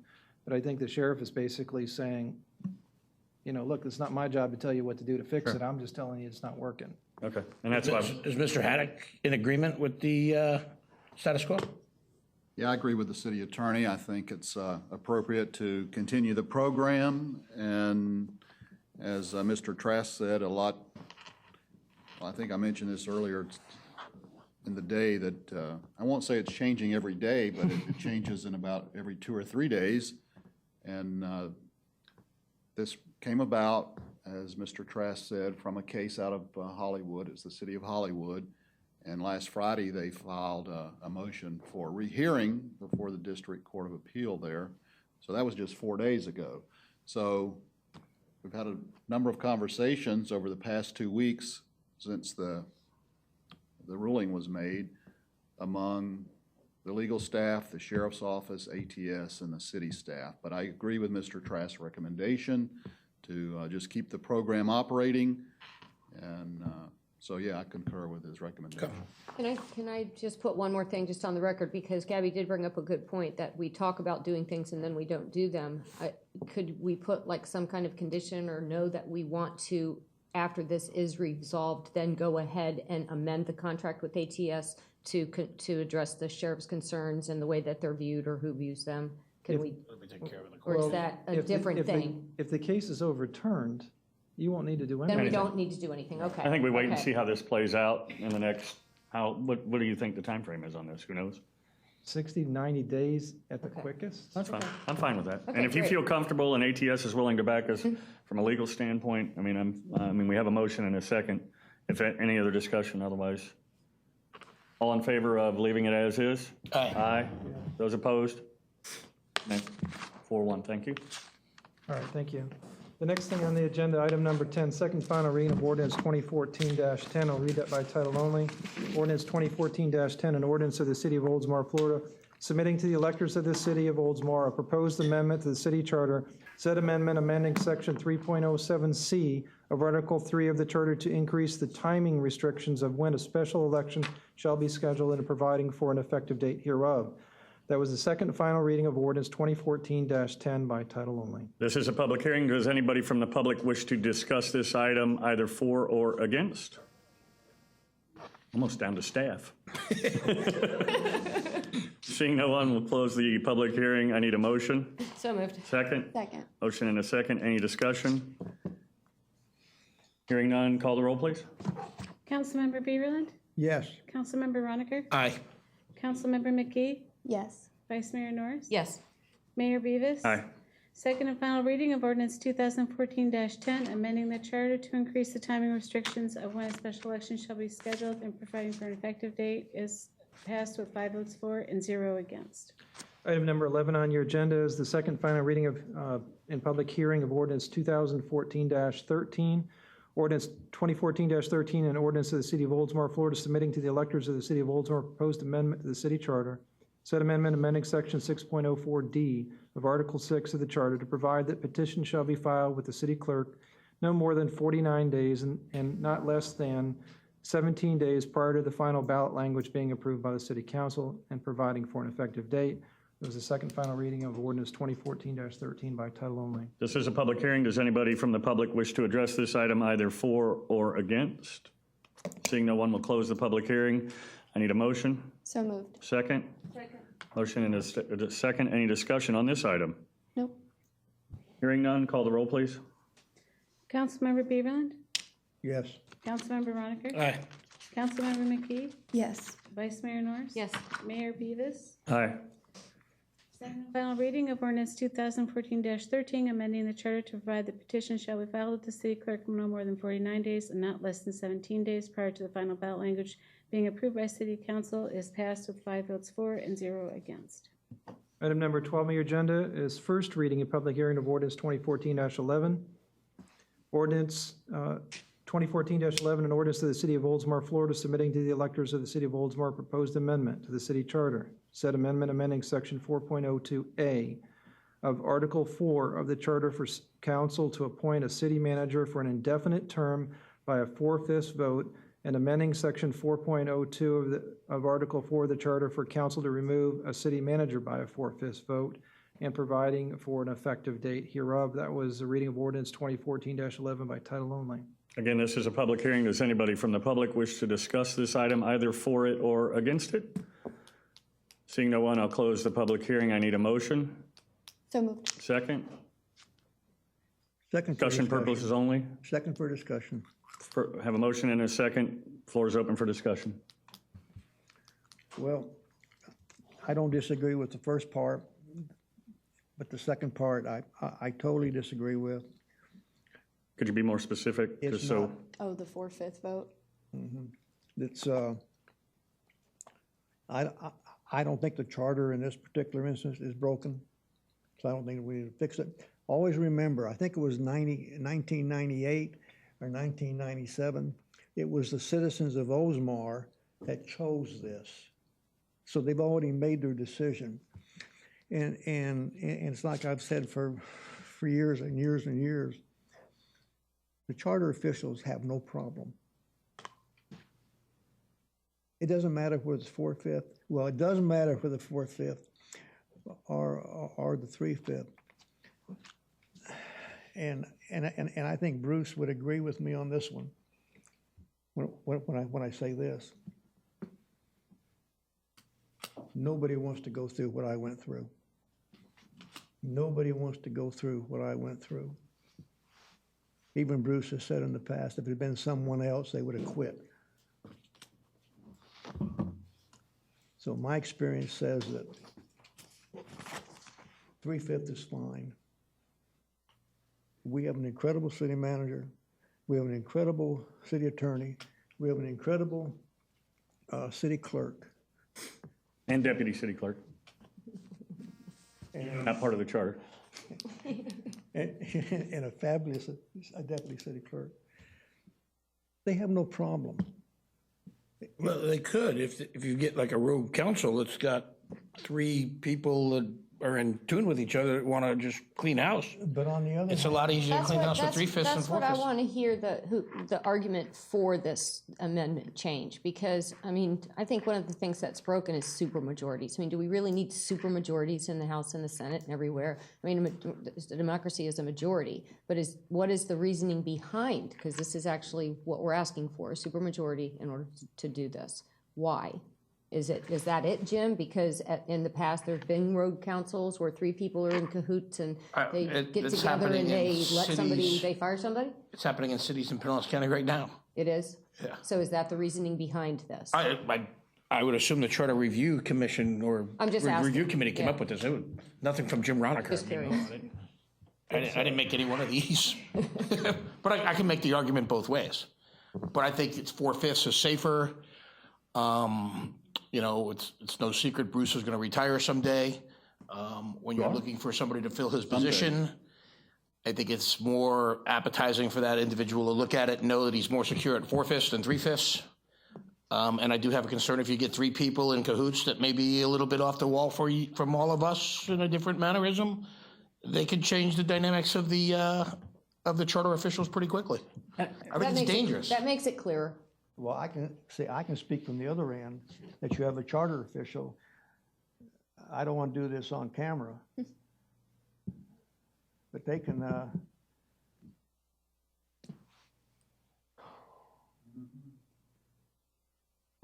well, under a deposition, I made a statement that the charter official told me, and once I said what she told me, her attorney said, that ends the deposition, no more. See, so it works both ways. When, you know, you say, well, we're gonna hire the right people. You don't know how, you don't know the right people until you get to know the people. So, I see both sides, absolutely. And to that point, I would say, are you the longest serving city manager in the state of Florida? No, In one location? Like the second or third? no, I'm not. In one, but how long have you been in this location? 28 years. So in 28 years, he's, I don't know that he's ever been threatened, and you've been on more councils than I have, and everybody up here has combined. And I mean, I think, you know, knock wood, I think we have been successful in electing very representative city councils and have not had that. Can it happen? Yes, I think so. But I think the reverse of that is also possible, that you could get a rogue city manager that all of a sudden you can't get rid of. and they can tell you where to go, and you can't do a thing about it. You know, I mean, so I do see both sides, and I appreciate Councilmember Beaverland's comment about it. You know, right now, if it's not broke, don't So fix it. let me ask, this was voted on back in 98? So it used to be 4/5, so we changed it to It used to be 3/5. 4/5, and I think after what everybody saw that happened, if we hadn't have done what we did, you would not see Tom Trask sitting in that chair. So look at it that way. Or Ann sitting in that chair. You've got Ann sitting over there, and you've got Tom sitting right here, and you still got the city manager sitting here. And the same players, with the exception of the council. And I mean, if the voters approved in 89 and nothing has happened, 98. I'm sorry, 98, and to me, if nothing has happened to give us any reason or comfort to change that, I don't know why we would want to change it. Yeah, the at this people, point. the The people voted. Why are we asking them to vote again? So the people voted, not just the council back Oh, then? it So it was a charter change. It The was, charter changed, so the people got to vote. The people out okay. here, the voting residents of Oldsmar voted this in Yeah. 3/5 in 98. It goes on the ballot. gotcha, okay. Yeah. So, So why are we doing it ourselves now? Why isn't Well, we it? Came had up. this conversation. Just yeah, 'cause it when came we up. had but Jerry, if you only look at the second part, I mean, I think you have to consider the first part too, because why would you say, okay, you can appoint someone by 4/5, but you can It get rid of doesn't matter. I them mean, by it- 3/5? You know, I think that has to be the same. I just merely brought that up, that if it's 4/5 to hire somebody, that would make it difficult for a council also. Yeah. I think I do believe though, if you're going to terminate a charter member, it should be it should be 5/5. It should be but, almost. It I should be mean, 5. Yeah. I it have should- no problem. And I with think we had that 4/5, discussion when we talked about this particular charter amendment. Is that it really should be 5-0. To be honest with you, if it's that obvious, that they need to be given. That's a good point. We did bring that up, actually, so. I have no problem with that, number 12. With, With the 4/5 on both of them, I have no problem with that. I mean, I don't have Jerry's circumstance, but that was a while back, and I do feel like it's important enough that it should be 4/5. I have some comments when y'all get okay. Wait, So you would like, just to stand correct, you would like to see it change to 4, or go before the voters Yeah, as it reads, it's to 4/5. go 4/5, even though they are the ones that made it 3/5. On here, it's 4/5. No, I know, but the voter, in 1998, the voters said to change it to 3/5, is that correct? Dynamics of the city were a lot different back in Okay, '88 yeah, from then fine. now. I'm just want to make sure I understand what, And you could say that everything we vote on is 3/5, so what makes this any more important than anything else we vote on? I mean, you could argue that way, but I'm just saying I have no problem with the way it's read. I think it's important enough that it should be 5/5, but. I mean, the people can make their choice. That's fine with me, but I just wished each one of you oh, I'm, I can imagine. I mean, Rob Ford, that's all you have to say. through what I went through. Is that the actual ballot language? Is that how it would be on the ballot? No, this is the ordinance. The ballot language would be prepared after the ordinance was adopted. Bruce, you wanted to say something? Yes, I would encourage you to vote yes on the ordinance. And I've said before that I don't think you should make charter changes based on the people that are here. And just to share a little more history with you, Mr. Beverland mentioned that the voters changed this to 3/5 in 1998. But the voters approved 4/5 in 1981 in the charter that they adopted back then. So, you know, the reason that charter amendments go to the voters is because they change. And so the fact that they approved something in 1988, well, they approved 4/5 in 1981. The voters did that too. 98. Well, 98. So, you know, I don't see how that carries any water. And I think Mr. Roniker made a good point. You look at the two parts of the appointment. Why should that be 4/5? And this is, later on, it's, you know, there's other ordinances addressing the city attorney and the city clerk. This just addressed the city manager, but in the appointment, if the way it is now, it's 3/5, and it's fairly common. 4/5 isn't that rare. There's places that have 4/5 also. But if you're hiring, and I'm going to talk about the city manager because that's my job and that's what this section pertains to. But okay, so you hire a city manager and the vote's 3-2. Well, he or she isn't really getting off to a great start, in my opinion. So if you can't get 4 votes for some person to be the city manager, maybe that's not the right person. So on the appointment, that's why the 4/5 is a good thing. And on the removal, it's kind of the reverse. If they're that bad, I don't think you're going to have a problem getting 4 votes. Yeah, that's true. And even though we've heard Mr. Beverland's comments, and I lived through all that, the fact is, and let's just be blunt about it, I think the statute of limitations is run on it anyway, that the city attorney was replaced in 1996 and the city clerk was replaced in 1997, and at that time, there was a 4/5 requirement. The fact is, the council did it on 4/5 votes, so it worked. Okay, was it easy? No. Was it a struggle? Are you Yes. glad I did But that? Are you glad I did it? that's not the point to me. Yeah, it is the point, because you went through that. You went through that Point crap. to me is 4/5 worked. Yeah. It accomplished what needed to be done, and I think you should vote for the ordinance. Send it to the voters. I wished I'd have known that back then. I would have quit. I would have quit. And then you could have lived with those 2 like you did. I really do. Did you enjoy living with those 2? that's not, I don't want to, let's not turn this into that. What's Jerry, that got to please. do with today? It doesn't have anything to do with today. I don't want to keep, we're a good council today and we're moving forward. I call for the question. Should we vote? We have a motion and a second. Any more discussion on the item? I called for the question. There's no more discussion. What's the question? He's calling for the vote, but the motion was Yes. for 4/5, right? No other discussion, that's fine. The motion is to move this forward to a second reading. I have a motion and a second. Please call the roll. Councilmember Beverland? Absolutely not. Councilmember Roniker? Vote aye. I'm sorry, Yes. yes.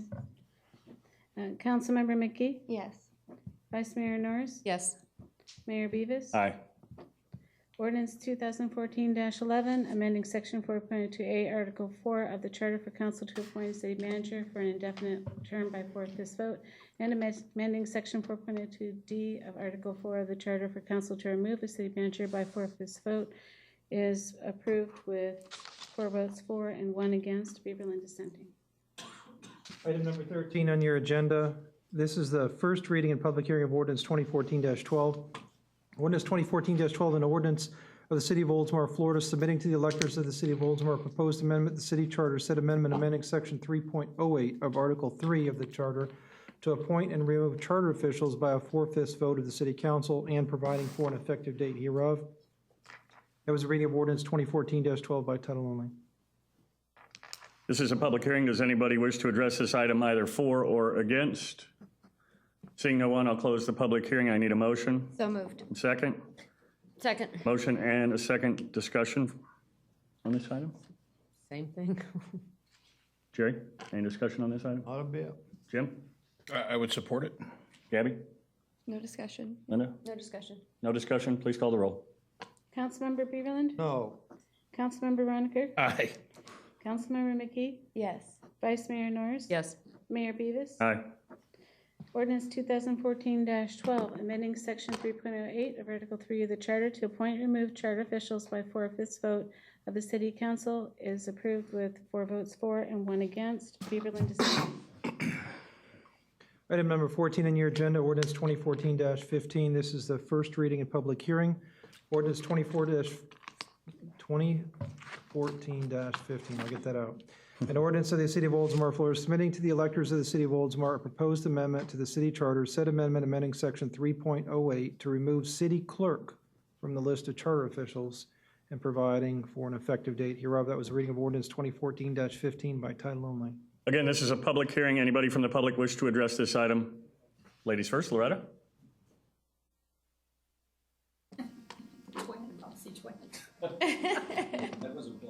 Oh, I wasn't playing. Loretta White, 601 Shore Drive East. I've lived in this city since 1967, and this has came up several times. Jerry was here. I don't think some of you others were. I think Tom's been around. Bruce has been around. I have a real problem with taking the city clerk out of the charter. She's really, to me, a separate, autonomous person that the council themselves can go to and talk to her, and she has certain codes she has to go by. So I really think it would be a mistake to take her out. This has been tried before, and I just really feel like with a city clerk, she should be a separate, autonomous person. So she can get her work done, and she don't have to be worried about politics, city council members, city manager, nobody. She does her work, and it's worked pretty good in the past. We did have trouble one time with the city clerk, but it had nothing to do with her job. She did her job. But as a longtime resident, I have a problem with that. I think you need to really take a good look at that. Of course, this is first reading, but I think you need to. She or he? Pardon? She or he, correct? He or he, yes. Sorry, we had some of that in this discussion already, not this Yeah. particular item. Of course. I never leave out the I middle know, I'm segment. kidding. Thank you, Loretta. Okay, thank you. Thank you, Loretta. Mr. Seidel? Eric Seidel, 114 Shore Drive Place in beautiful Oldsmar, Florida. I had a question, if that's appropriate, if you'll allow me that, Mr. Mayor. Sure. What was the rationale for this proposal when it was made to the council from the Charter Review Committee? I'll speak in general, and then I'll turn it over to our city manager. We were all afforded the opportunity to review the charter and bring forward any changes that we individually felt, and this was something, and I believe, if you would like to address it, was brought by our city manager. Well, under the current system, the city clerk is, can be autonomous, and actually, there's a downside to that also, in that in terms of the day-to-day operations, and I'll say it again, I might have to probably say it before the night is over, The discussion from my standpoint has nothing to do with people who hold these offices today. I do think that this is an improvement, and if it's adopted, this ordinance is adopted by the council and later on approved by the voters, it will improve the operation of the city long-term. And that stems from a lot of experience. I actually worked in local government before I came here, as many or some of you are aware. And I've actually been a city clerk where I was appointed by the city council or city commission. But I've seen occasions where that autonomy meant that they didn't cooperate with other usually management, and it might not even be the manager.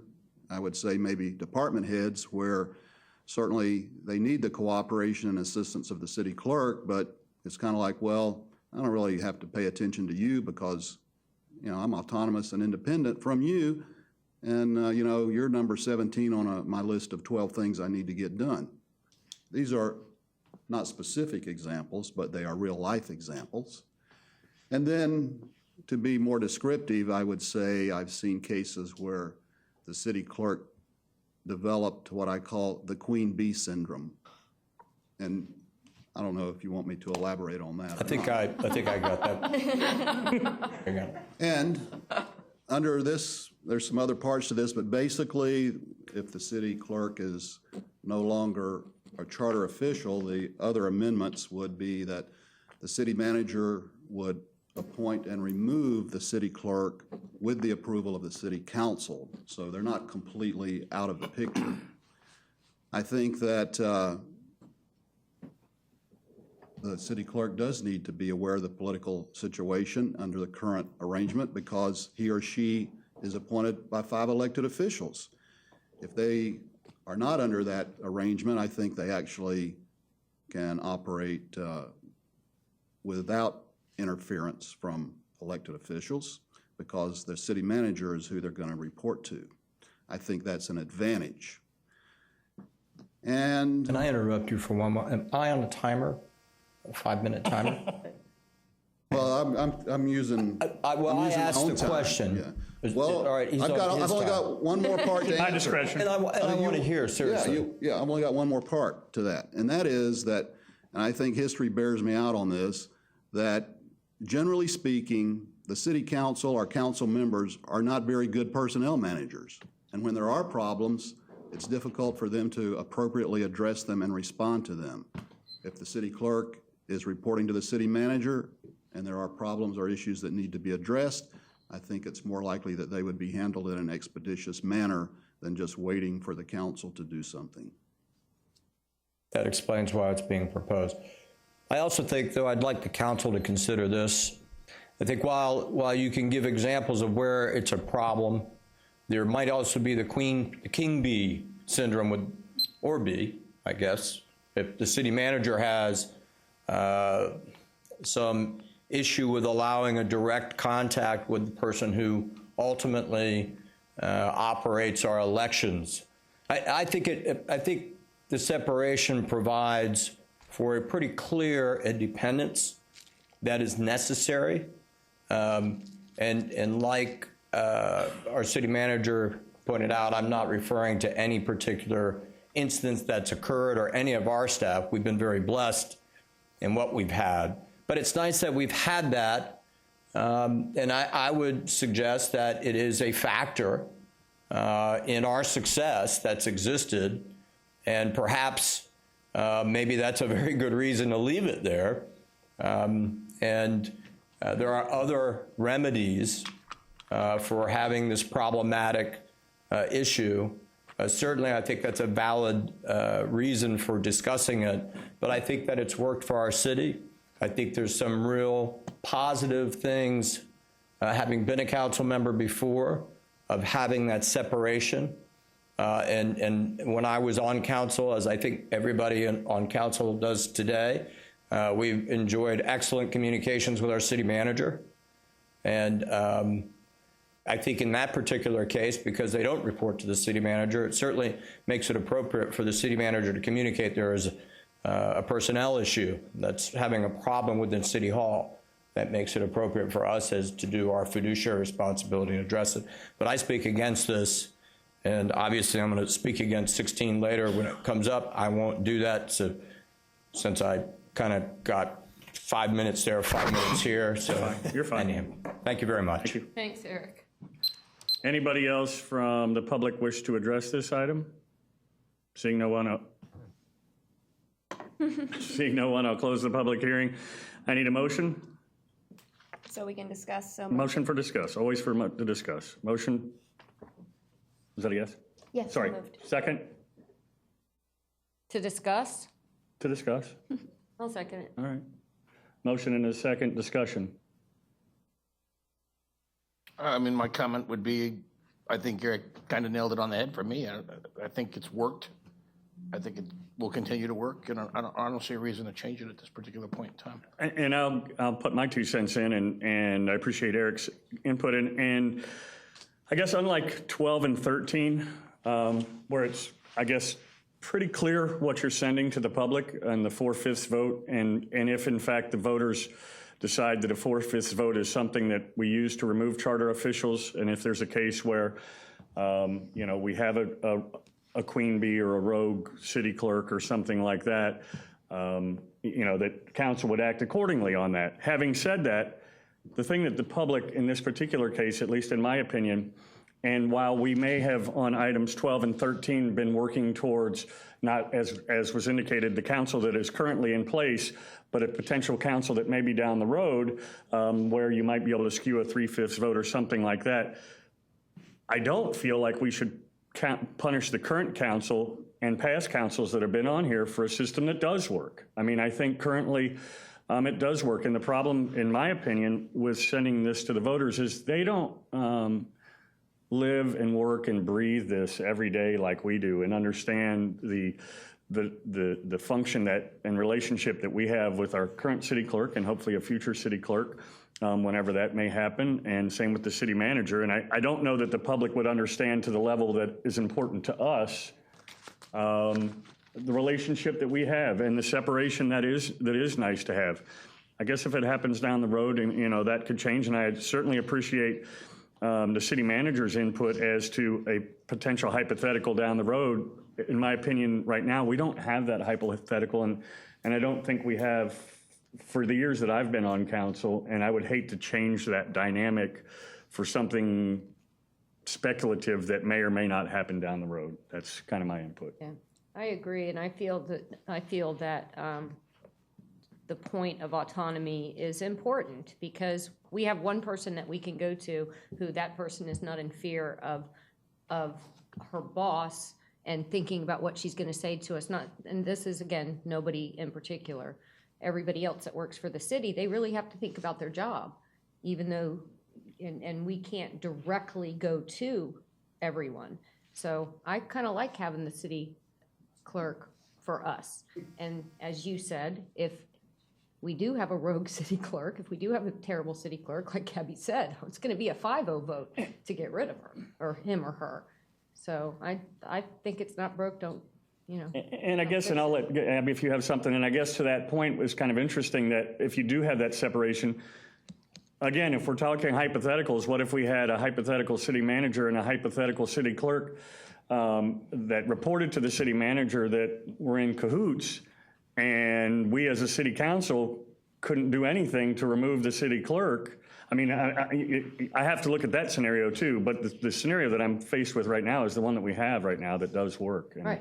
And so, I mean, I can see both sides to it. Gabby? I agree with all of you. I think probably from the way Bruce looks at it too is that you don't want the city clerk to be taken advantage of by council members. And I think sometimes, if you're a new council member, you want them to be there for you, but she also has a gazillion things on her plate in every day. And, the way it is with other departments is I usually generally direct to Bruce, and then Bruce will kind of, send it to the right department head or ask one of the department heads to follow up. That way I'm not just on their doorstep. I need this, I need this, I need this. And so there's kind of that buffer there. And I think that was kind of the direction of this, to give Ann or whoever the city clerk may be a little buffer on requests so I can see it from both sides, but I personally have no issue with the way it is today, the status quo. Motion and a second. Bruce, you want to add anything else to that before we call the roll? No, I think, thanks to Eric's question, I pretty much. And I appreciate everybody's input. Any other discussion? If not, I'll call the roll. Call the roll, please. Councilmember Beverland? No. Councilmember Roniker? No. Councilmember McGee? No. Vice Mayor Norris? No. Mayor Beavis? No. Ordinance 2014-15, amending section 3.08 of Article 3 of our charter to remove city clerk from the list of charter officials is failed with 0 votes for and 5 against. All right, the next on your agenda, ordinance 2014-16, an ordinance of the City of Oldsmar, Florida, submitting to the electors of the City of Oldsmar proposed amendment to the city charter. Said amendment amending section 4.06 of Article 4 of the charter to add that the city clerk shall be hired by the city manager subject to approval of the city council and may be fired by the city manager subject to approval of the city council, providing for an effective date hereof. And with that being said, if you are not moving forward with ordinance 2014-15, you should not be moving forward with this either, because if you move forward with this one and it's approved, it would be a conflict in your charter. It is a public hearing. Do we need to take input? Yes. Public hearing. Anybody would like to? Yes, Loretta.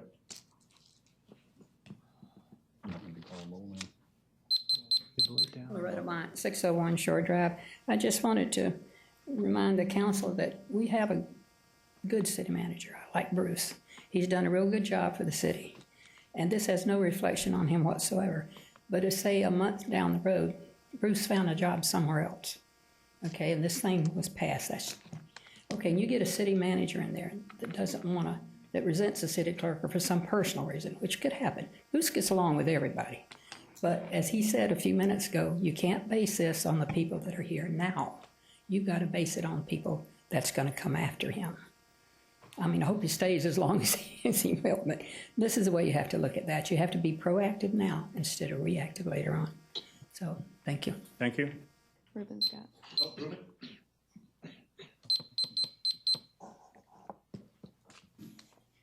Ruben Hernandez, 309 Exeter Street. Just as City Attorney just previously said, this is a no-brainer. You turn down 13, this one automatically should be turned down also. Thanks, Ruben. We turned down 14. Thank you, Ruben. Anybody else from the public wish to address this item? I need a motion. So moved. Second? Second. Discussion? No discussion? Call the roll, please. Councilmember Beverland? No. Councilmember Roniker? No. Councilmember McKee? No. Vice Mayor Norris? No. Mayor Beavis? No. Ordinance 2014-16, amending section 4.06 of Article 4 of the Charter to add that the city clerk shall be hired by the city manager, subject to approval by city council, and will be fired by city manager, subject to approval by city council, fails with 0 votes for and 5 against. Next on your agenda is ordinance 2014-17, an ordinance of the City of Oldsmar, Florida, submitting to the electors of the City of Oldsmar a proposed amendment to the city charter. Said amendment amending section 4.03I of Article 4 of the charter to provide the city manager with the right to take part in discussion but not vote at council meetings, and providing for an effective date hereof. That was a reading of ordinance 2014-17 by title only. Again, this is a public hearing. Anybody wish to address this item either for or against? Loretta. Bob seats went up and down. Loretta White, 601 Shore Drive East. I was kind of confused with this one to begin with.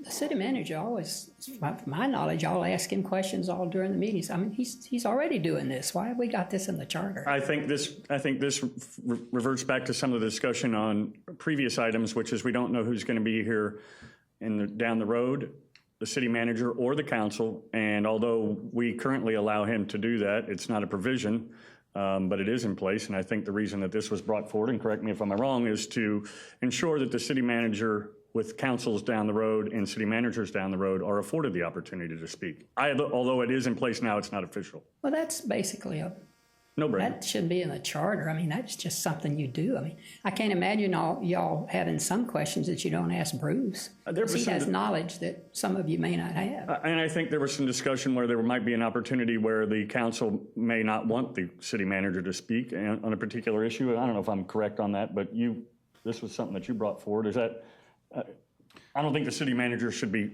stopped from speaking by a council that may Well, not I want him don't to either, speak. but I think y'all kind of put him on the spot tonight when you were discussing these other items. He really shouldn't have gotten into that conversation. I don't think he's But put on the he spot. did. Is the difference, Mayor, that instead of us asking him questions and him answering questions that we ask him, would this make it to where he can take part in discussions without being asked? Is that the bottom line here? I think with a motion and a second, it's just open discussion to council and him as a charter official. Well, why don't you just make it a regulation or something? I don't see cluttering up the charter with that. Okay, well, that's I think what's you're been brought. cluttering the charter I up with something appreciate that's it. not necessary. I And by the appreciate way, Bruce That's also. where you as voters get to make that decision. Yeah, Bruce also said earlier that he didn't think you should base it on the people that's up here now. You got to think of who might be city manager later on. You might get somebody up there that's so chatty you can't get a word in edgewise. Then what you gonna do? Start the clock on him. So you really need to think about that one too. Okay, thank you. Mr. Seidel. Eric Seidel, 114 Shore Drive Place, Oldsmar, Florida. Earlier I said that I was speaking against 16. I actually meant 15, so I misspoke, and I just wanted to clarify that. I don't really have an opinion. I think it's good to have the city manager speak. I don't know that it has to be in the charter or not be in the charter. It seems to always work, and but I think there's a lot of value in having him speak. But Thank you. Anybody else from the public? If not, need a motion? We already did that, yep, didn't we? No? Sorry, Ruben, I didn't see you. Ruben Hernandez, 309 Exeter Street. I also don't believe this should be in the charter. If I'm not mistaken, you all meet individually with the city manager on the mornings of the council meetings, and I am very sure at that time he more than makes his mind well known how he feels on certain things. So you all already know where he's coming from. I think the comment there, though, would be if something comes up in the meeting and, That's already, but you guys already do it anyways. Okay. And it's been more than just tonight. I'll bet it's been at almost every meeting that I've ever been to and what do you think? Thank you. Well, I can say for on this particular subject is Bruce doesn't give me his opinion unless I ask for it. He presents the material, he presents the facts, and only when I ask for it, because I want to hear it, does he then give me his opinion, so. I have a motion. Do I have a second or no? I'll give a so moved. I can't remember if we did a motion. I can't remember either. Because we just did the I think you did a hearing. motion. Huh? I didn't think you did a motion yet. Motion? Second? So, just so we can discuss this? Second. Okay, second. I guess at this point, I think this is an item that Bruce brought forward. If you would like to put your 2 cents in, that would be great. Sure. I have an opinion on it, which actually is, I'm not sure either way, but. Well, actually, I took this out of, I think it's word for word out of a couple of other charters. I didn't have to look that far. I think it was Gulfport and Treasure Island. I didn't bring them with me tonight. And, it's not like there's a problem that needs fixing. I put this in the category just, as Mrs. Wyant said, to be proactive rather than reactive. And this is being proactive and would put in the charter, as other cities do have in the charter, this language. So, like I said, I didn't have to do a whole lot of research. I found at least 2 other cities in Pinellas County that have that in their charter. I think, here again, it's like what I believe will make the city operate better in the long run. And this is a little tweak that I think will help in the long run. Thank you. Any other discussion? Well, Vice Mayor?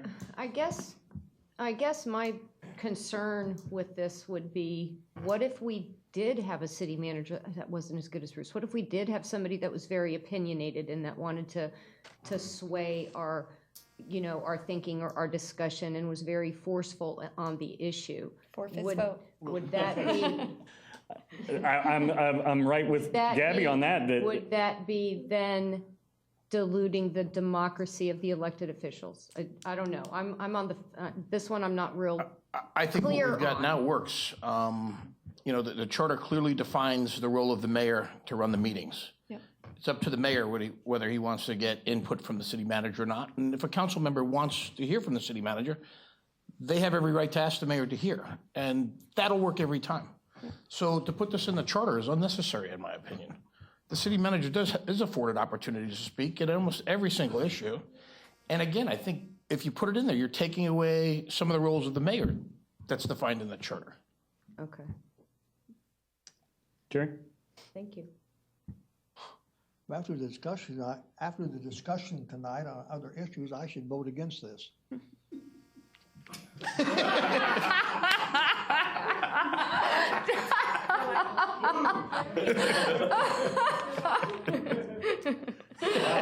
I think you have to. You should implement it so that those things I could afford you an opportunity to rebut it.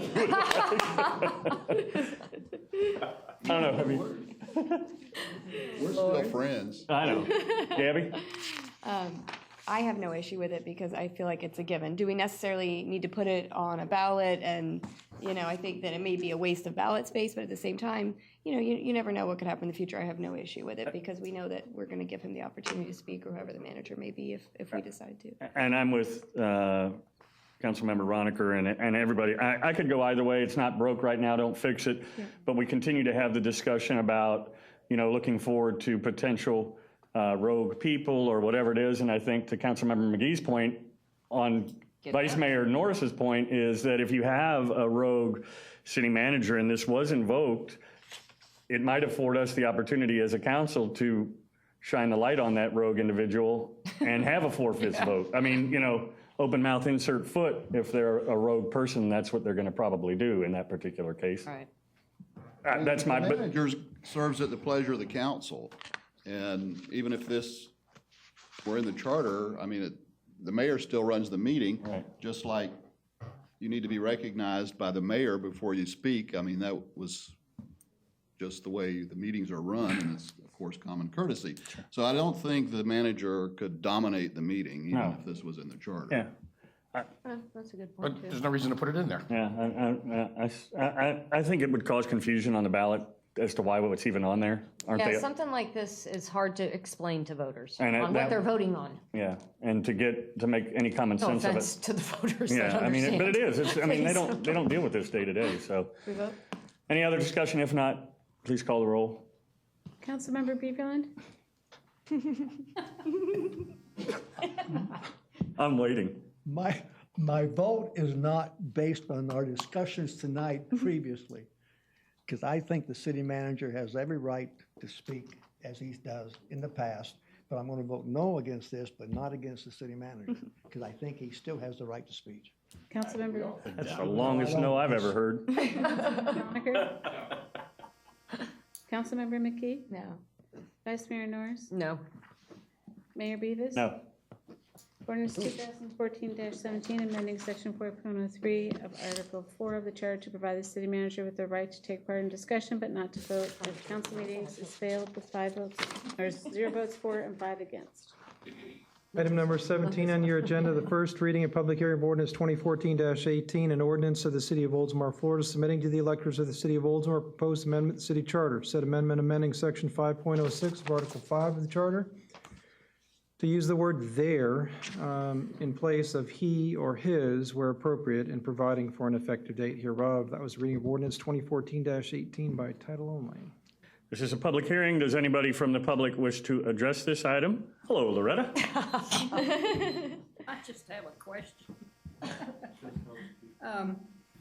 Just as an example, maybe the attorney can tell me, where did they change "there" to "he" or "she"? Where are they contemplating that? Is it throughout? In the first, in 3 different places. In the first paragraph, it was referring to the spouse, his spouse, and so on. It was referred to, or the suggestion is to change it to their spouse, whether it be male or female. So you're taking the male gender out and using "there"? Yes, basically it. Does that cover female? Yes. Male? Okay. Just curious. It's a feminine movement. Yes. It's about time. Anybody else from the public wish to address this item? Seeing no one, we'll close the public hearing. Need a motion? So moved. Need a second? Second. Motion and a second. Any discussion on this item? If not, call the roll, please. Councilmember Beaverland? Yes. Councilmember Roniker? Aye. Councilmember McGee? Yes. Vice Mayor Norris? Yes. Mayor Beavis? Aye. First reading of ordinance 2014-18, amending section 5.06 of Article 5 of the Charter to use the word there in place of he or his where appropriate is approved with 5 votes for and 0 against. That's all I have, thank you. Makes up for all those meetings when you have nothing, huh? Yep. Thank you. City Manager. Thank you, Mayor and Council. The next item, authorize the City Attorney to prepare an ordinance annexing the southern portion of 736 Shore Drive East. This is a property that is developed with a single-family home. However, part of the lot, or part of the property is in the city limits and part of it is not. We're not real sure how that came to pass. I was aware of it. It's been that way for a number of years. This is a voluntary annexation where the property owner is requesting annexation into the city. I think it makes a lot of sense that their entire property would be in the city limits. So tonight we are recommending that you authorize the city attorney to prepare an annexation ordinance. This item was reviewed by the planning board earlier this month, and they also recommended that the city attorney prepare an ordinance annexing this parcel. Thank you. Any discussion on this item? I have a question, not regarding this particular property, but when I spoke with Bruce this morning, he indicated there was one property left in Shore Drive that is not annexed into the city of Oldsmar. Is that for tax reasons? Is there tax savings for that particular person, or? I know they're paying more on their water bill, probably. They pay a 25% surcharge on water and sewer. The taxes are basically a wash. They would pay a little bit more because they'd be paying franchise fees and utility taxes. And that's the reason why that's one property owner is not in the city of Oldsmar? Have we approached them recently?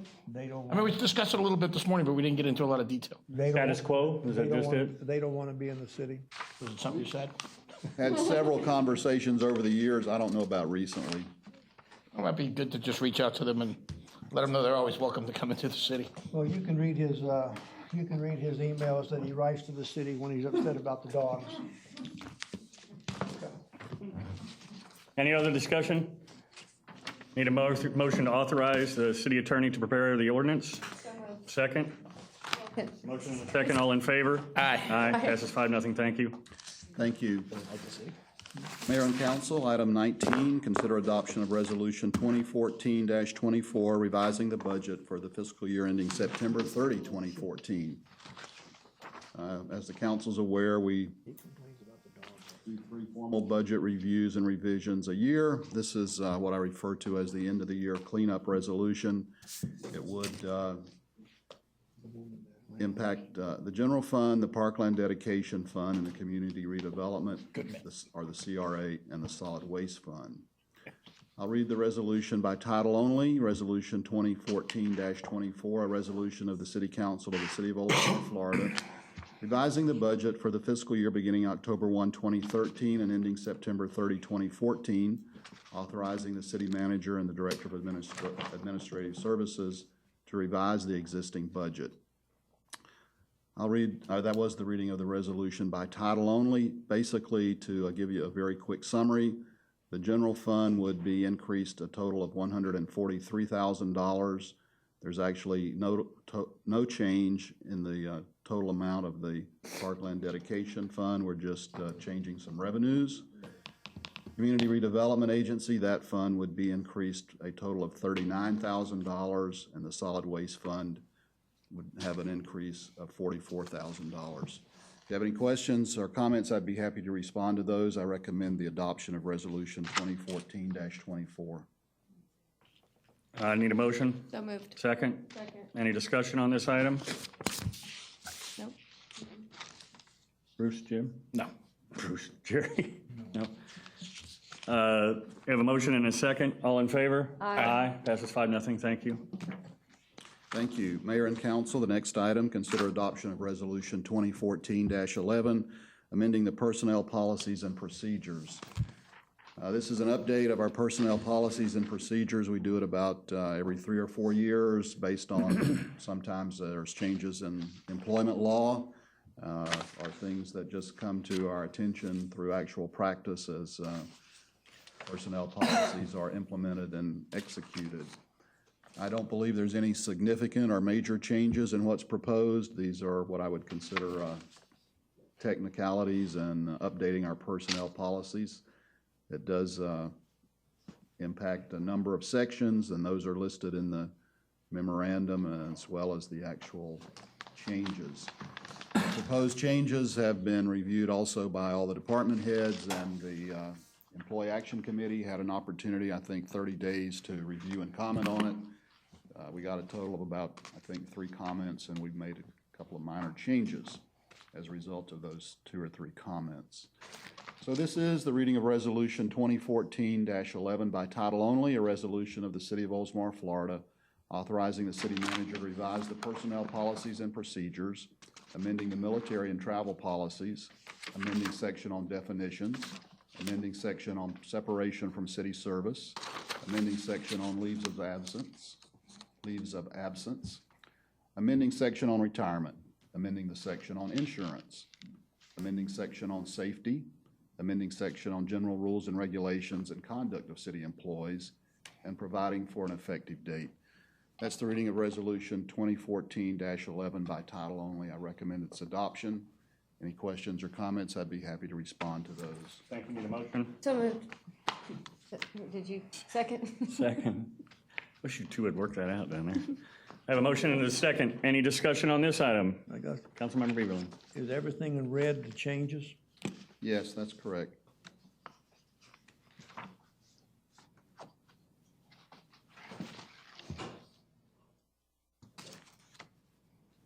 So the separation, was there any comments on the separation, use of sick leave? What item? I don't think so. Page 11. I'll ask Mr. Braithwaite also. He might know a little more of the specifics. You're in section 11.1, it has types of separation from city service, and item B is retirement. Is that the one you're making reference to? 11.5.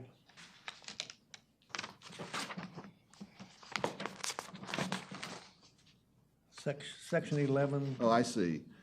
It's new language proposed, use of sick leave. Once notice of resignation has been received by Human Resources, an employee may not use sick leave without a doctor's note submitted to payroll for dates not in attendance. The intent of that is to prevent abuses where someone puts in their notice and say, I'm resigning 2 weeks from the day or 3 weeks from the day, and I'm sick. On day 6, 7, and 8, they get sick. Well, I don't have a problem. Okay, the one, explain that in the leaves of absence, section 13C.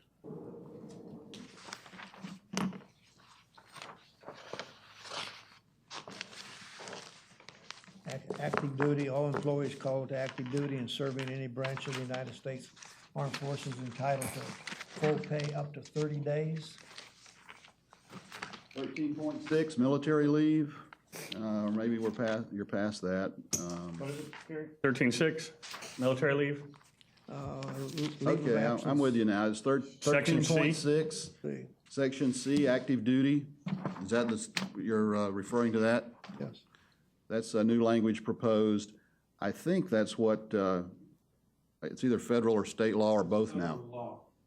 It's nothing more than an update to what the federal law requires us to do. Okay. Our existing policy. Here's my, here's a problem I have. Correct me if my definition of my problem is all fouled up. If somebody's called to active duty, and we had this happen years ago with Desert Storm, and I made the,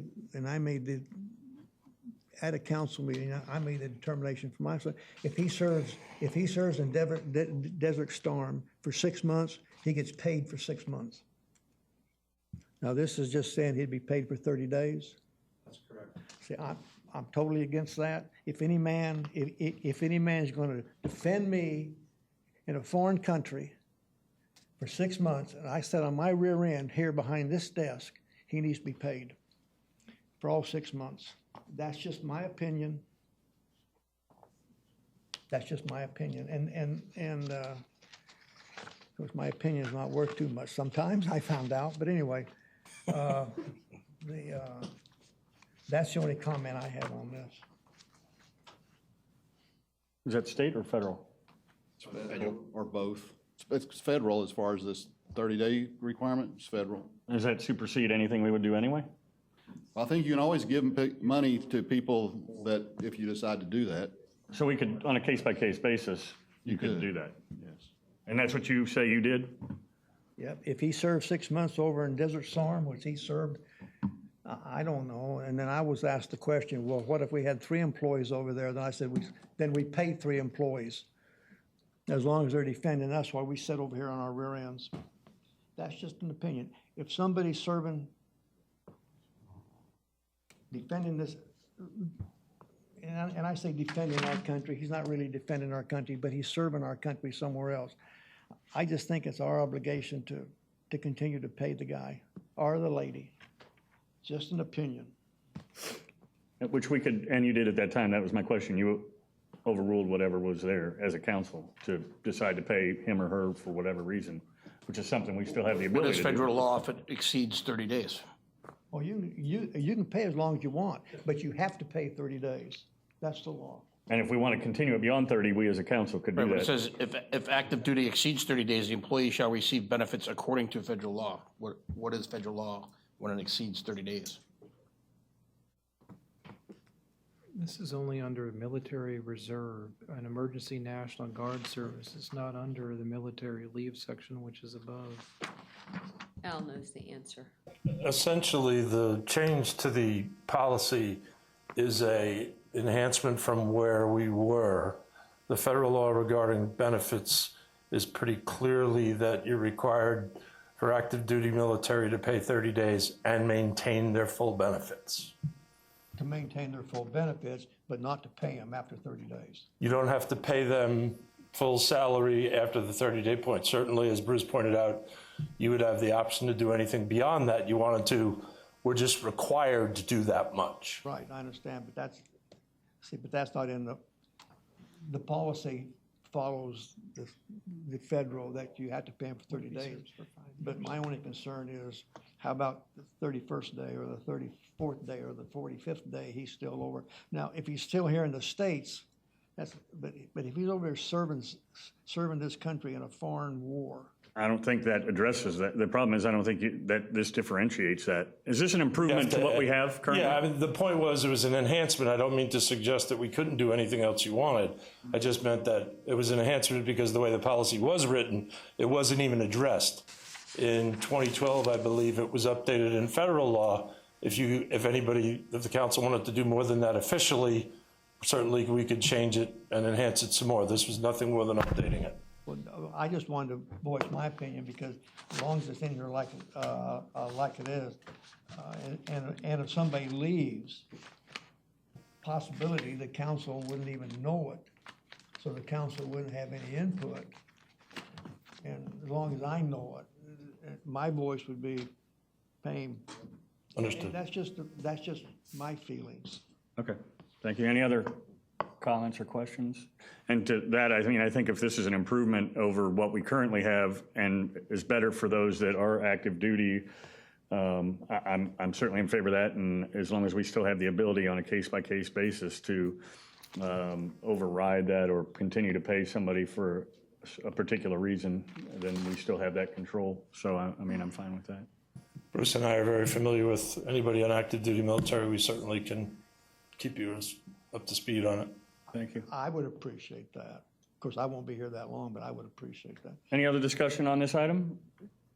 We have a motion and a second, right? Yep. And if no other discussion, all in favor? Aye. Aye. Those opposed? 5-0? Thank you. Anything else? All I have, thank you. City Clerk. Item number 21, schedule a field trip to the borrow pits. And we tried to schedule this before, but we didn't have the time to work with. So now we're looking in January, at January 12th, 15th through 22nd. We would meet at City Hall at 3 o'clock and then proceed to the borrow pits in a city van or a city vehicle of some sort. What were the dates again? I'm sorry, I was swinging my candle. January 12th, 15th, or 22nd? 12th, 15th, 22nd. I would prefer the 12th or the 15th. I'm fine with either of those dates too. 15th. I'm fine with either of them. The sooner the better for me. Can we do the 12th with the 15th as a backup in case weather's bad or something like that? Or I don't know. 12th's fine with me. At least they're in the same week. We're going to go rain or shine. Right. Oh, wow. Yeah. Tough. 3 p.m. Yes, 3 o'clock. 3 o'clock. Yeah. You okay with the 12th? Gary, quit admiring your ward down there. You good? 12th. 12th it is. Anything else? That's all I had. City Council, comments by council members. We'll start with the award-winning Jerry Beaverland. Just want to give my condolences to, I talked to Jerry yesterday for quite a while, and Bill leaves a great vacancy, and I will say this, and I don't know if I'll be able to say it any other time. I met Bill for the first time in 1992 or 91. It was over the St. Pete Times took me to task because I wanted to cut the mangoes. And of course, they told everybody that I couldn't pronounce the name mangroves right. I pronounced mangoes. And so the mayor at that time decided that he was a great tree hugger, and which he was. And then at a council meeting, I asked him, well, if you're such a great tree hugger, why does your house 3 stories all made of wood? He didn't like that. Anyway, he brought in what he called was an environmentalist, and actually he was a marine biologist.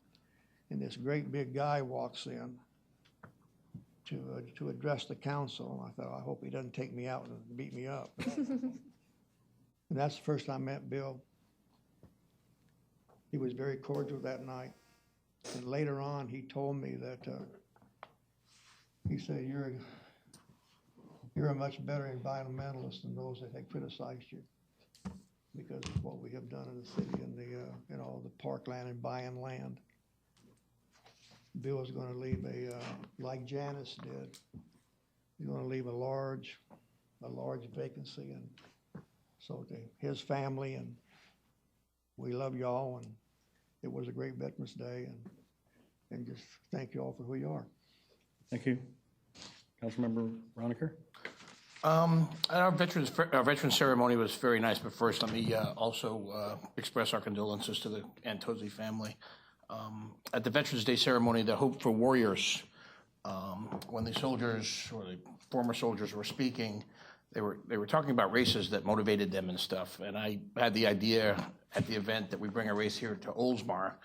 And when I spoke to the lady Carla that was running it, she thought it was a great idea and mentioned maybe Mother's Day would be a good time frame to have a race here in Oldsmar, because the way she put it, mothers hurt a lot when their children are wounded and stuff like that. So I would like to, I'm not going to be here by then, but I would like the council, maybe, I got the business card for you, Bruce, as I mentioned, but I would like to see us go forward with that and bring a race into here in Oldsmar for Mother's Day weekend or something, and do something nice. I got to tell you, anything we can do to work with them, that was so inspiring. I felt so out of shape and inferior to those people that, I mean, I'm not laughing at, it was just, they were kind of laughing at themselves at points, when the quadriplegic was, being forced to, do the triathlon, and it was just incredible, Remember what the one said?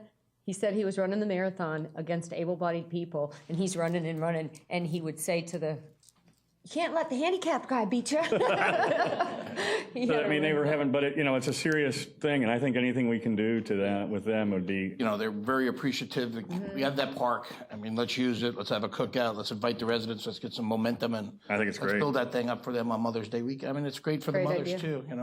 If we can work with we've got them. the land and we've got the opportunity. We've got the ability to do it. So I think we should do it, and I think it would be a nice gesture on the city's part for that. I agree. Friday, I attended the Oldsmar Talent Show, which was pretty interesting.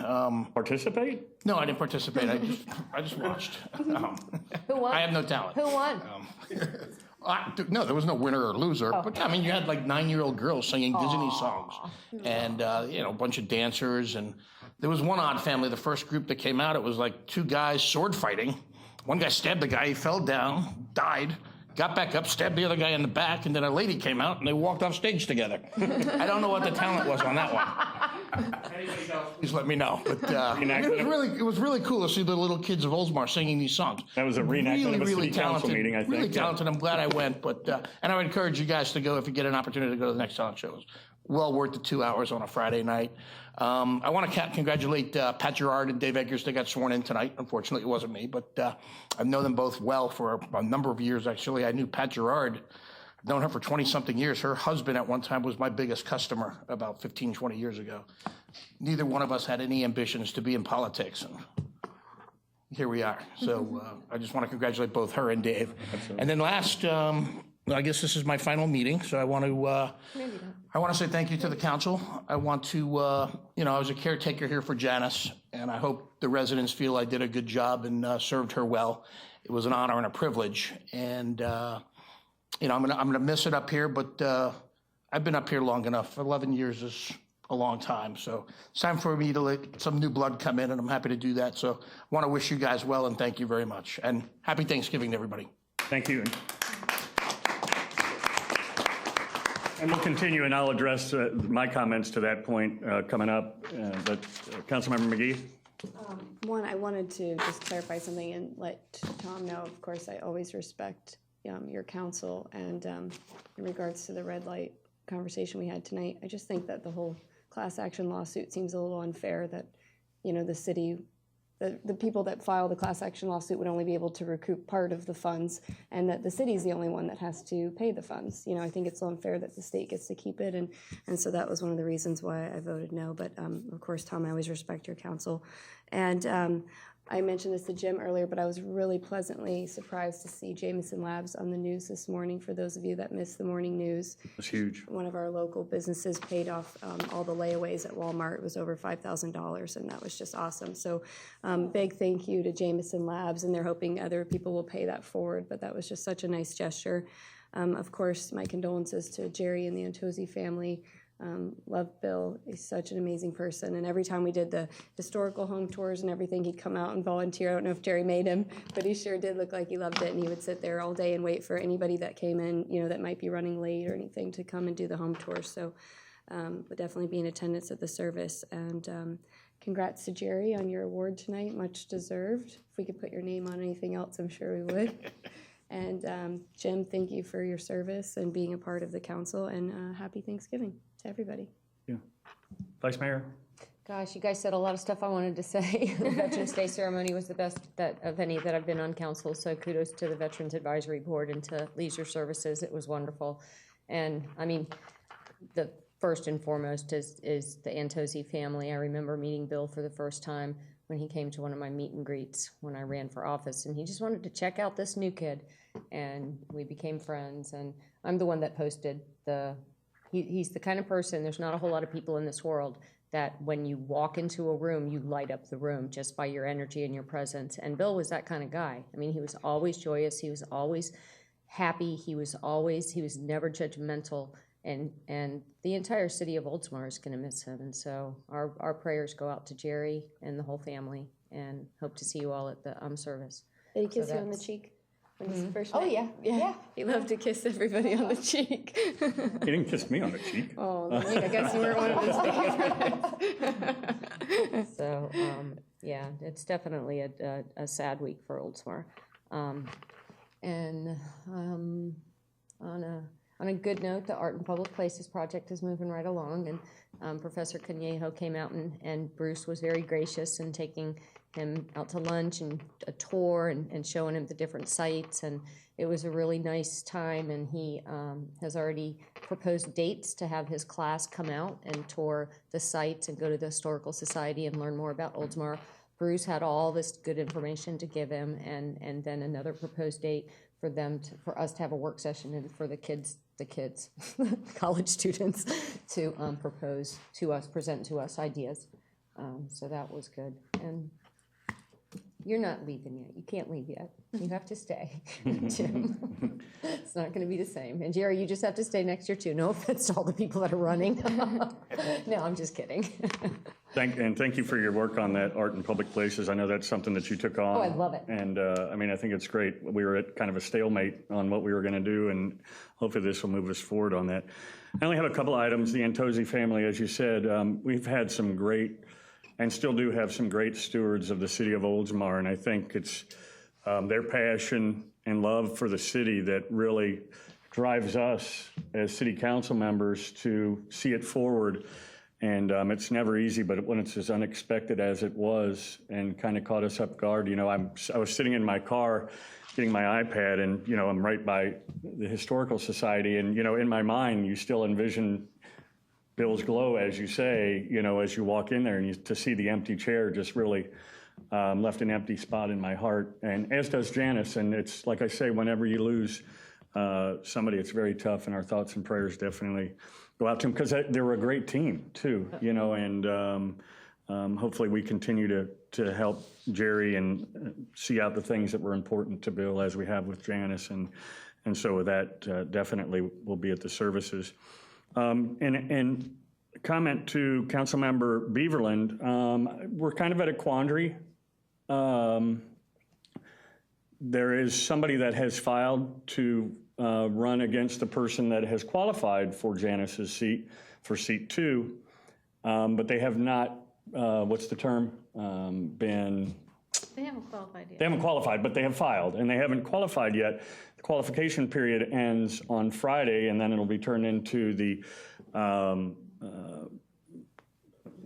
supervisor of elections. And my question to council is, while Councilmember Roniker is here, we have a couple of options before us, and we could obviously address this at the next council meeting, but I think as a council tonight with Jim here, I talked to him earlier tonight, and our options are really only two, although the city manager indicated that if the person qualifies and there are then 2 people, we have 2 options, or a couple options. We can either ask Jim to continue to stay on, we can leave the seat vacant, or we can appoint another person. I really don't think the other 2 options are something that we as a council want to do. I think if somebody qualifies, then obviously having an election, that we would ask Jim to continue on through the duration of the term, which I think you indicated that you would be willing to do that. And then the other option, and I've talked to the city attorney, is that it's basically an if-then statement. And if the person does not qualify, that we would then, as we have done in the past, again, have other options. We could leave the seat vacant. We could ask Jim to stay on, or the prudent thing to do would be then to ask the person that qualified for seat 2, then unopposed, to then step onto the council. I would like people's input, and so we have some direction so that we know when Friday comes and goes, or the beginning of next week when the supervisor of elections tells us if they qualified or not, that we as a council have decided potentially tonight where we would like to go with that. It's kind of an if-then. My options are, if the person qualifies, we ask Jim to stay on. If the person doesn't qualify, we then let the person that ran unopposed, as I believe we've done on several occasions in the past, correct me if I'm wrong, we've let that person then take over the role in beginning. It makes no sense to leave it open or appoint somebody else at that point, let the person start to do it. Any thoughts or input on that? And do we need to take any action on that? The way your charter reads is that you have to, within 30 days of the vacancy, fill it. You need to fill it by appointment. As for leaving it vacant, I don't think that that's an option. It says that you shall fill it within 30 days. So, and I would, as I mentioned to you prior to the meeting starting, I don't really think that you want to do it if this, but then that kind of situation. You should do it one or the other, but that doesn't mean that legally you can't. I mean, to me, they're independent actions. They're not contingent upon each other. They're clear options that if he qualifies, this is the action that the council agrees to. If he doesn't qualify, this is the action that the council agrees to. I mean, I think it's pretty black and white. I don't think there's any subjectivity to it. Any other thoughts on that? Then we're done in December 2nd. So are we making this decision right now during council comments? Is that what Tom I'm is asking saying? if we would like to do that. Otherwise, we do it December 2nd, but I would like to just move forward. If You can't take a formal vote. You're going to have to do it December 2nd anyway. It's not even on the agenda tonight. So then we'll wait until see if somebody qualifies. But say whether they qualify or not, wouldn't we want to have Jim stay on until March and then have that person start their term when they were going to start it in March originally versus appointing them now and then aren't they basically getting a year and a half or? Well, that's what's been happening in the past because technically they've been elected without an election. And that's what we've done in, I believe in Jerry's seat, is that correct? I mean, and it just, rather than have somebody else do it, this is the person that's going to be making decisions for the, you know, as you did to fill my spot. You know, I mean, it's like, might as well appoint them, they're there. That's kind of my thoughts on the process. I mean, and no offense to Jim, but I don't know why you would leave the person. There's no offense taken. As soon as you hit that gavel for this meeting over, I'm no longer on the council. Maybe. Well, but you have agreed. I resigned. Right. We know. So you couldn't do anything. This seat is vacant at appoint you 12:01. again. Right. Regardless if you want to put me on there or not, you can't put me back on there until Can December. we take an action that if, can So we? tonight, the we seat can't do is anything? vacant. I vacate the seat. You can't do anything under council comments. Your rules of procedure prohibit you from having a motion made under council comments. My suggestion is that you put it on the agenda for the next meeting, then that what-if kind of situation will have already been resolved, and then you Right. can make your motion at that point. So my suggestion would be if Jim is willing, we keep him on until March and whether it's an election or not an I election. guess that's the whoever discussion that wins I would or like is- to have as to what Yeah, I think direction. we need to have a discussion on that because I don't think that it gives any kind of advantage or disadvantage to other, I don't know. There wouldn't be another candidate if. Exactly. So, I mean. And it wouldn't matter with You're starting their Eric's term race and. before they would have really. started if they were elected. You know what I mean? Sure. I mean, So which I don't I'm- know that there's a problem with it, No, in my I'm just opinion, yeah. saying, you know. But you're okay that if at the next meeting we decide I to? will do whatever the city needs me to do, yeah, Okay, of course. I guess that's kind of where kind of where we're going, so. Need a motion to approve the December 2nd agenda, tentative agenda? So moved. Second? Motion and a second, all in favor? Aye. Alrighty then. All right, I'm done. Maybe not. Maybe not.